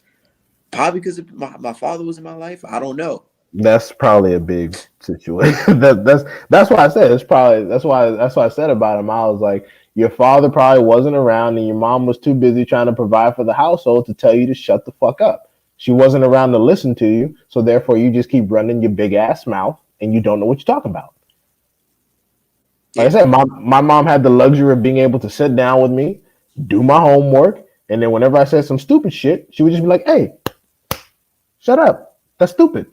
Whereas you were probably a fucking latchkey kid hanging out trying to be cool with the other bums who were going nowhere but prison and realized you weren't about that life. So you pretty much got all the negative aspects of no father and the lack of intelligence you got hanging out with wannabes, and now you're just a fucking floater. on Twitter. And nobody likes you. You think it's a flex that Ellerby doesn't fucking like you. Oh You look, think it's a flex because you got a couple bots liking your tweets when you say Art Man? right. Dude was like, look, Ella be trying to fight me on Twitter. And then he got mad at me when I was like, bro, you did the same shit to me when I first started using my Twitter after a 2 year break. You were And like, this is why they mad. They don't get praise for anything positive that they done. right. They get praised for controversy, chatty patty ass shit. Not their talent, not their skill, but for some chatty patty ass shit. Right. You're like, it's not a good thing, especially as a black man, if your name is always in mud. I'm like, bro, are you on like an episode of fucking Mean Girls? Like, you really like known as being the fucking idiot who just bothers everybody? I'm like, the only reason you live this long, it's clear that you're a pussy because there's no way you could be bugging this many people as old as you are and still be the fuck alive. So in real life, you must have some sense about you, especially if, That especially dude, the Bobby guy, he's most definitely what, a mid 80s baby. And I was born in 95, and his ass is talking crazy to me and greasy. Like, I ain't calling him out his name. He the one who called me out my name first. What is this? yeah, I don't even. And like I said, you weren't even the person he actually had an issue with. He was mad at T. He didn't threaten to go whoop T's ass or shoot T over something. He just said, "You this, you that." Blah. I'm like, so how come T, who allegedly committed the real act, gets a pass, but Art Man need to get his ass whooped? I'm trying to figure it out. Like I don't understand. I And don't they like. keep on messing with T ass. I don't know what T got going. You never know. Don't fuck And with that nigga. And again, but look at what T's doing. T had on Bill Haney, Johnny Rice, Jaleel Tucker, Blu-ray himself. I'm like, look, all the people you're targeting are at where all the people that you associate with want to be at. It just The doesn't make niggas any that sense. they're hating on are actually doing something productive in this boxing world. But Right, y'all sit dude. back and be like, we know boxing. Yeah, we're so smart. We know boxing. These niggas don't know boxing. We got I it got figured out. They don't got it figured out. I got some inside information from one of Bernie the Boxer's fucking cousins. Meanwhile, the father of Devin Haney, 135 lightweight champion of the world, a man who was robbed of being pound for pound number one in his career, is talking to a dude you're accusing of dumb shit. Nigga, the biggest fight of 2021, one of the head coaches is talking to the guy that you're accusing of being a pedophile supporter. with no evidence. Literally. And y'all the hardcore boxing fans, right? Black boxing Boxing fans. fans. Pro-black boxing fans. All these racist motherfuckers, you're not attacking them. Oh, man, wow. Oh, and you know this nigga Ron Boy They said attacking that. me in the week where Paulie Malignaggi and Bob Arum is being accused of racism. Literally, bro. And defending Bob Arum, by the way. You know this nigga Ron Boy actually said that Dillian White would give Fury a better fight because Wilder sucks. I'm Yeah, just Ron like, Boy. And I don't like those type of dudes like Ron Boy who sit on the outside and be like, yeah, you see, when your guy lost, he just sucks, man. And it's like, well, who is your guy? I'm like, Neither you. one of them. I don't like neither one of them dudes. No, it's just that you don't want to be associated with us, and you know that white people don't give a fuck about you. Nigga. That's what I was trying to tell you. They know gray areas with that Wilder versus Fury fight, man. It really Yeah, wasn't. yeah. I'm like, bro, you can be anti Wilder, but you got your fucking profile picture up with you doing duck lips like you're about to fucking give Bob Arum's asshole a giant kiss. They know what you look like. They don't fuck with you. They're like, oh, we don't give a fuck if you're against Wilder. You're one of them. They don't care about you, boy. Like I said, when the police take some steel upside your head, make sure you tell them Wilder ain't shit and see if that stops them from beating or shooting your dumb ass. Again, and that's what I was talking about. I wasn't even talking about the other guys. I was talking about Ron, but I'm like, this is how I can tell in real life you probably have some act right about you because there's no way you talk this much shit in real life and you've been alive this long. There's no fucking way. Especially if you're from the area that you claim you're fucking from. There's no way in fuck you run your mouth this much and no one has just dealt with you already. And you a professional gambler at that, making all this cash. That means that I have no fucking job. That means that I have a decent place that my family probably owns that I don't pay rent at, and I'm able to make just enough money to get by because I don't have the mental fortitude to work a job that requires fucking skills. That's what that means. So, but I'm gonna sit here and hate on somebody half my age because what? Yeah. You know who's a professional Because gambler? he exposed me he exposed me by playing a clip of somebody talking about Bob Arum. Yeah, like professional gamblers are dudes like Dan Bilzerian. Dan Bilzerian will get on the World Poker Series and win like a $10 million pot.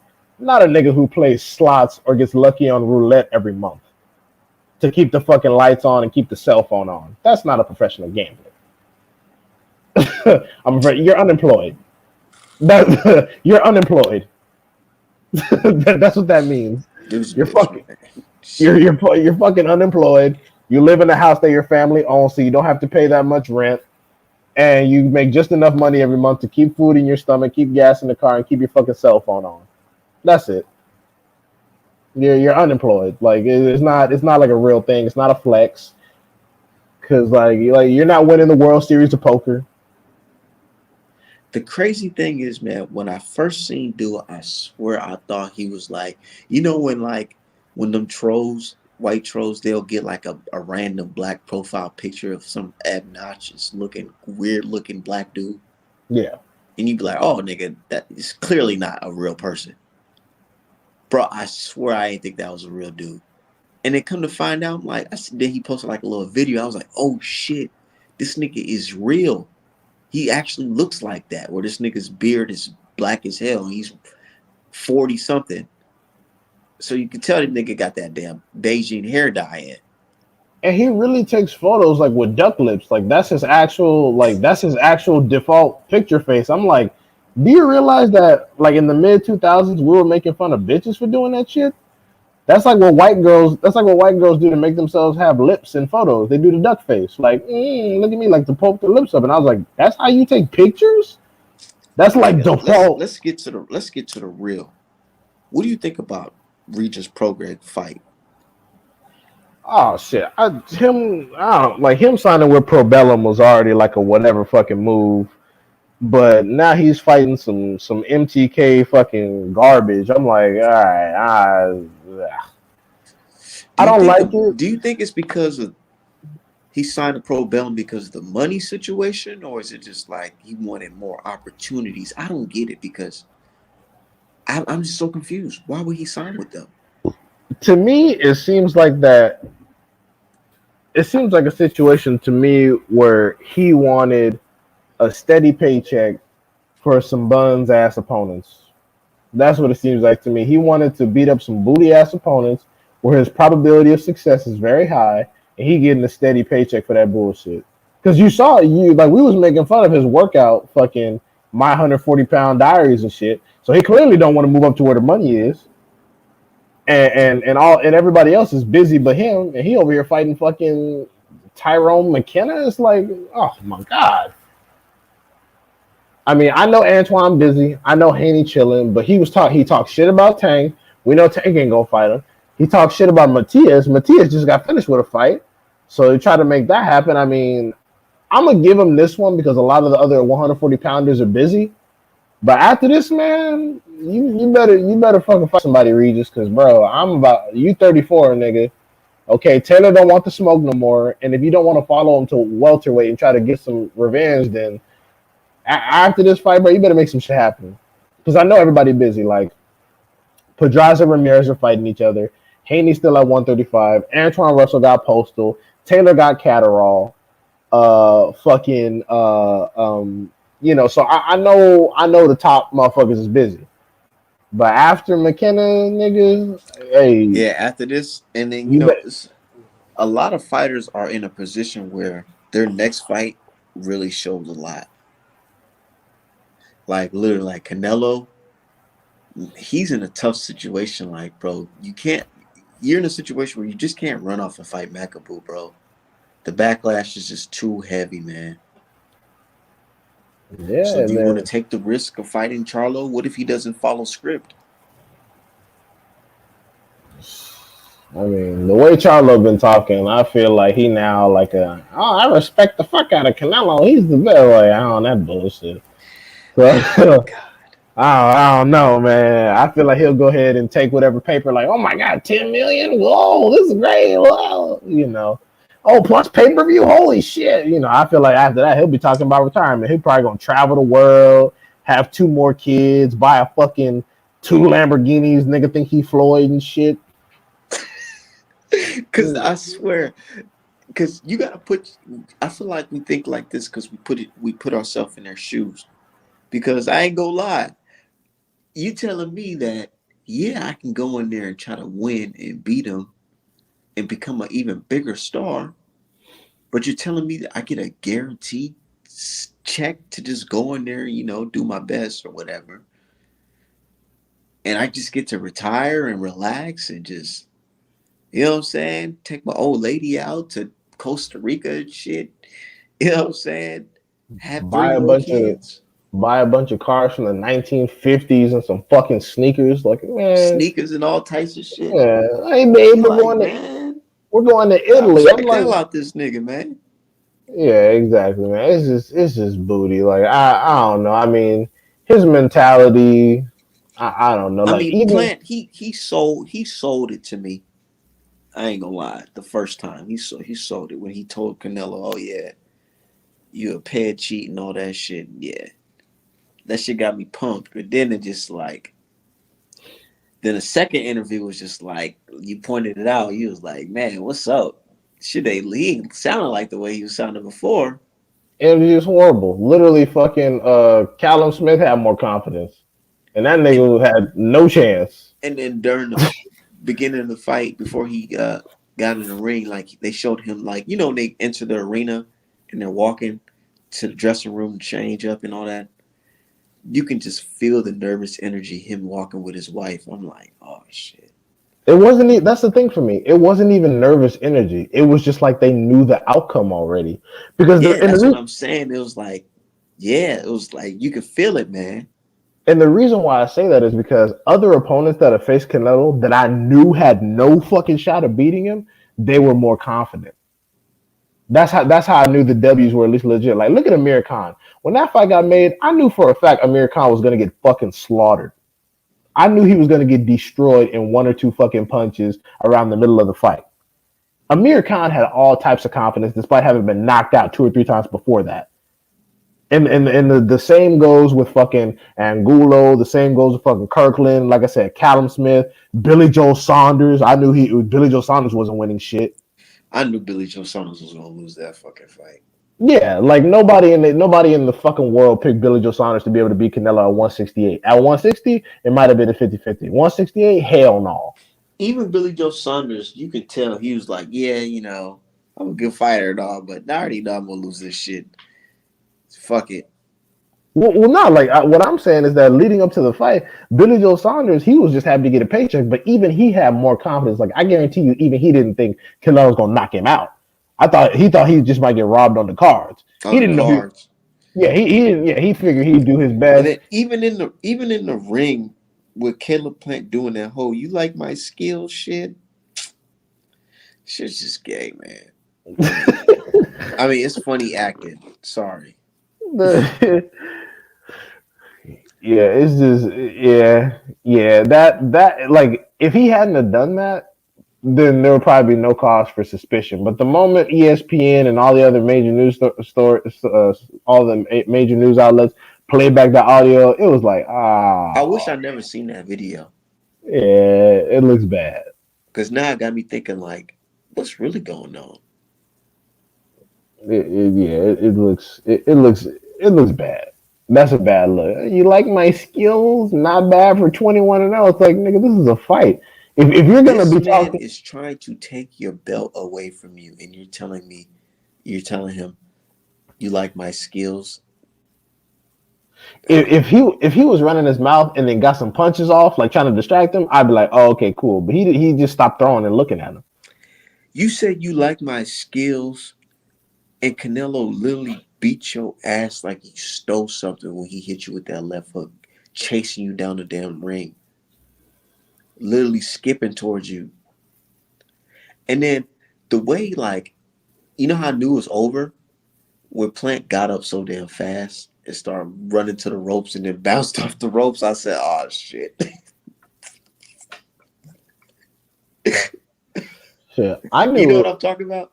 Yeah, I knew it was over when I saw the unofficial scorecard. I was like, oh, look at this bullshit. No, look, I'm telling you, I wish my brother Alan was on here. He's out there in I forgot where he's at, but he's out in Texas. Yeah, out there working. Anyways, damn, what the fuck we was just talking about? We was talking about the scorecards, the knockout. Oh yeah. It was like this. Everybody was like, looked at the scorecards, was like, yo, what the fuck? And then he just got knocked out, and then we just all forgot about it. Because they showed the scorecard like around, I think it was a round before he got knocked out. Yeah, they had the beginning of the round. They had Canelo up like 7-2. I was like, what the fuck? Like it was like 7-2. Then we were like, yo, what the hell? And the next thing you know, he got knocked out. So we were just like, fuck it. This shit is garbage. Like I said, I mean, I didn't think it was a blowout by any means. Like my scorecard was like Tim Bradley. I had it 5-5 even. And motherfuckers were on there on Twitter talking about, oh, Canelo, it's like 8-1, like he's destroying. I'm like, what? Based on what? What didn't fucking Ron Boy say that shit too? Well, one of the Diggs brothers that's like a feature on Chicken Talk said he had Plant 7-2 leading up to the fight, and people put that on bad boxing takes, and it's like that's no dumber than people saying the same for Canelo. Canelo didn't win that many fucking rounds. Canelo wasn't hitting These shit. niggas was so mad at him talking about some. And this guy's a lawyer. I would never have him represent me. Bitch, shut the fuck up. Who the fuck are these guys? It's fucking weird. It's like when people talk about me, they're like, oh my God, and you got a master's degree? I'm like, my master's degree isn't in fucking pugilism, idiot. There's no master's degrees in fucking boxing. It's all based on opinion. And I have to keep reminding people, most of the judges in boxing have never fought a professional fucking round of boxing. In ConcuBox, it's not some fucking computer that's going beep boop boop boop. That's a jab. That's a fucking left hook. That's 1, 2, a human. 3, 4, 5. No, that's a human being counting punches on a fucking standard punch count on a computer. Basically, like you know how in jail when they do the count, they have those little clickers and they walk around. That's basically CompuBox, dumb fucks. I know. It's not some automated fucking computer that can just visually detect that niggas is throwing a certain amount of punches. Exactly. That means that when Canelo throws one punch, a judge can easily click 2 times. Oh, look, he's landed double the punches. Ugh. That's why I tell people to go back and watch the Canelo versus Jacobs fight. Brian Kinney's dumbass gave up the secret. He said that, guys, he literally said this verbatim, guys, I can tell that Jacobs is doing a lot of work, probably the same amount of work as Canelo, but it's just that Canelo looks flashier, so I just give him the round. Brian Kinney told y'all what the game was, and y'all just went ahead, oh, yeah, look at Canelo doing so much work. Nah. Cause, but you know that fight been so drowned out. Like they changed that shit out. Check when you think about that fight, the only thing you think about is that fucking first round because the propaganda. Like if you go on TikTok, you type in Canelo, you see the fucking James Kirkland offense Right. and Canelo versus Jacobs defense. Round Yep. one. Jab, jab, jab, jab, jab. Head movement, head movement, head movement, head movement. Boom. They says they say, do Canelo got the best defense in boxing? I'm like, ask Triple G. Ask Triple G what that defense do. Fuck. Ask Khan what that defense do. Man, I had to remind niggas about what Abel Sanchez was grilling Canelo on. The the whole Mexican style shit. And his hand wraps. Abel Sanchez was calling Canelo a cheater way before we started calling. Abel Sanchez said his wraps are bullshit. He said his gloves are bullshit, which is why he couldn't use his no boxing no life gloves. He brought up the steroids thing after that happened. Abel Sanchez was cooking Canelo far before any That's why black he was people could mad smell at it. his ass in the second fight. Yeah, Abel Sanchez was destroying fucking Canelo. And it's funny because Abel Sanchez is Mexican, so they just ignore what he said. But whenever black people say something, it's oh you're just mad, Blackie. Charlo gonna die. It's like what the what? And you know, it was crazy because I remember Mexicans was treating Abel Sanchez like he's a traitor and shit like that. Right. Cause he ain't on cold with that foul shit Canelo was pulling. And Abel Sanchez actually looks Mexican. Canelo white. Canelo look like a fucking Viking, nigga. Like this man Canelo look like a fucking Viking. Abel Sanchez Nigga, actually looks like a I Mexican. done seen about 4 white dudes at the gym that look like Canelo, man. Dude, when Canelo's moving up to when they thought Canelo was gonna really move up to cruiserweight, they had a bunch of like bodybuilder memes about Canelo, motherfuckers, construction workers that look like Canelo. Like, I'm like, No, dude, literally, there's a picture of a construction worker. like He eating looking lunch at a table, right? looking exactly like Canelo, bro. Yeah, you're a white boy. You're a And white. I'm nigga, I'm an artist, man. So I draw portraits and shit for a living. I'm like, yo, nigga, facial features look just like this nigga. Did some Irish dude come to fucking Mexico or I, what? I'm saying, and it's funny because the same people who keep telling you that Jose Suleiman is Mexican keep telling you Canelo's Mexican. Mm. I'm just saying, motherfuckers, we never see Canelo's parents. They never talk about him. They never show him. We never hear him talking about it. Yo, that's true. We don't ever see his fucking Who's parents. Canelo's pops? We don't know. He never talks about him. It was funny because even in the build up with Canelo and Mayweather, you know how they do like the Showtime boxing series and they talk to everybody. Canelo's parents weren't there. They maybe start asking questions. And I, also, yeah, real shit. Nah, real shit. And I'll never forget. I remember one day I was just looking at Canelo something. It was like I forgot it was either HBO or Showtime. Most likely it was HBO. But they were talking about. They said they were talking about something. They're like, yeah, Canelo, born and raised in Mexico. They're talking about his complexion. Once perceived as a weakness, now a marketing tool. And I'm like, what? These niggas just openly saying this shit? Like, because they know whiteness sells to everyone basically who's not black. Because we are the only ones, African Americans are the only ones that don't really aspire to be white. We don't measure ourselves up to anything, so which is why it's easy to declare us an enemy because we contrast. You don't But think Reynoso was in Mexico training? Because you would have thought Canelo and Reynoso was the only guys training under him.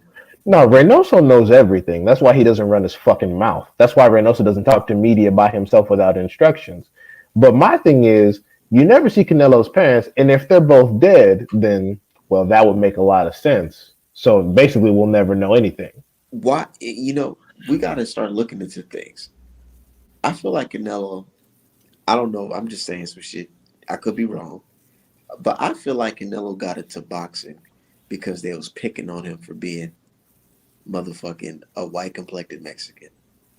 I mean, probably, and it's just like what I said about the Sheen family. Charlie and Martin Sheen are Mexicans. Their last name is Estevez. That's why Joey Estevez is the brother of Charlie Sheen. I didn't And, know. and I swear I thought Charlie Sheen was just a white dude. no, that's why Joey Estevez looks just like Charlie and Martin because he's their family. Martin Sheen, Martin Sheen is the father of Charlie Sheen and Joey Estevez. Their whole family name is Estevez. And I'm saying that because they are Mexican people who pretended to be white. You don't think the shit can work in reverse? Mm. And keep in mind, people don't want to come to the realization that people thought Jose Suleiman, the Suleiman family were Mexicans. Jose Suleiman's parents are from Lebanon and Syria. Just like people thought Carlos Slim, the world's richest Mexican. Carlos Slim is Lebanese. No, but real shit though. Canelo do look like a white dude. We have There's never nothing seen like his what is parents. besides him speaking Spanish. What looks Mexican about him? Not a fucking thing. Canelo looks like damn near all of Andrade's fucking opponents. Like niggas laugh about Luke Keeler and all them niggas. Like Canelo and fucking James Tennyson could be blood or some shit. Like any of those dudes signed with MTK, they all look just like Canelo, bro. Mm. But brother D Hop, I gotta check out. Um, I'm pretty sure we're gonna get some more boxing news tomorrow. All right, for sure. Thanks for having me on. You have a good one, man. Yep, you too. All right, bye.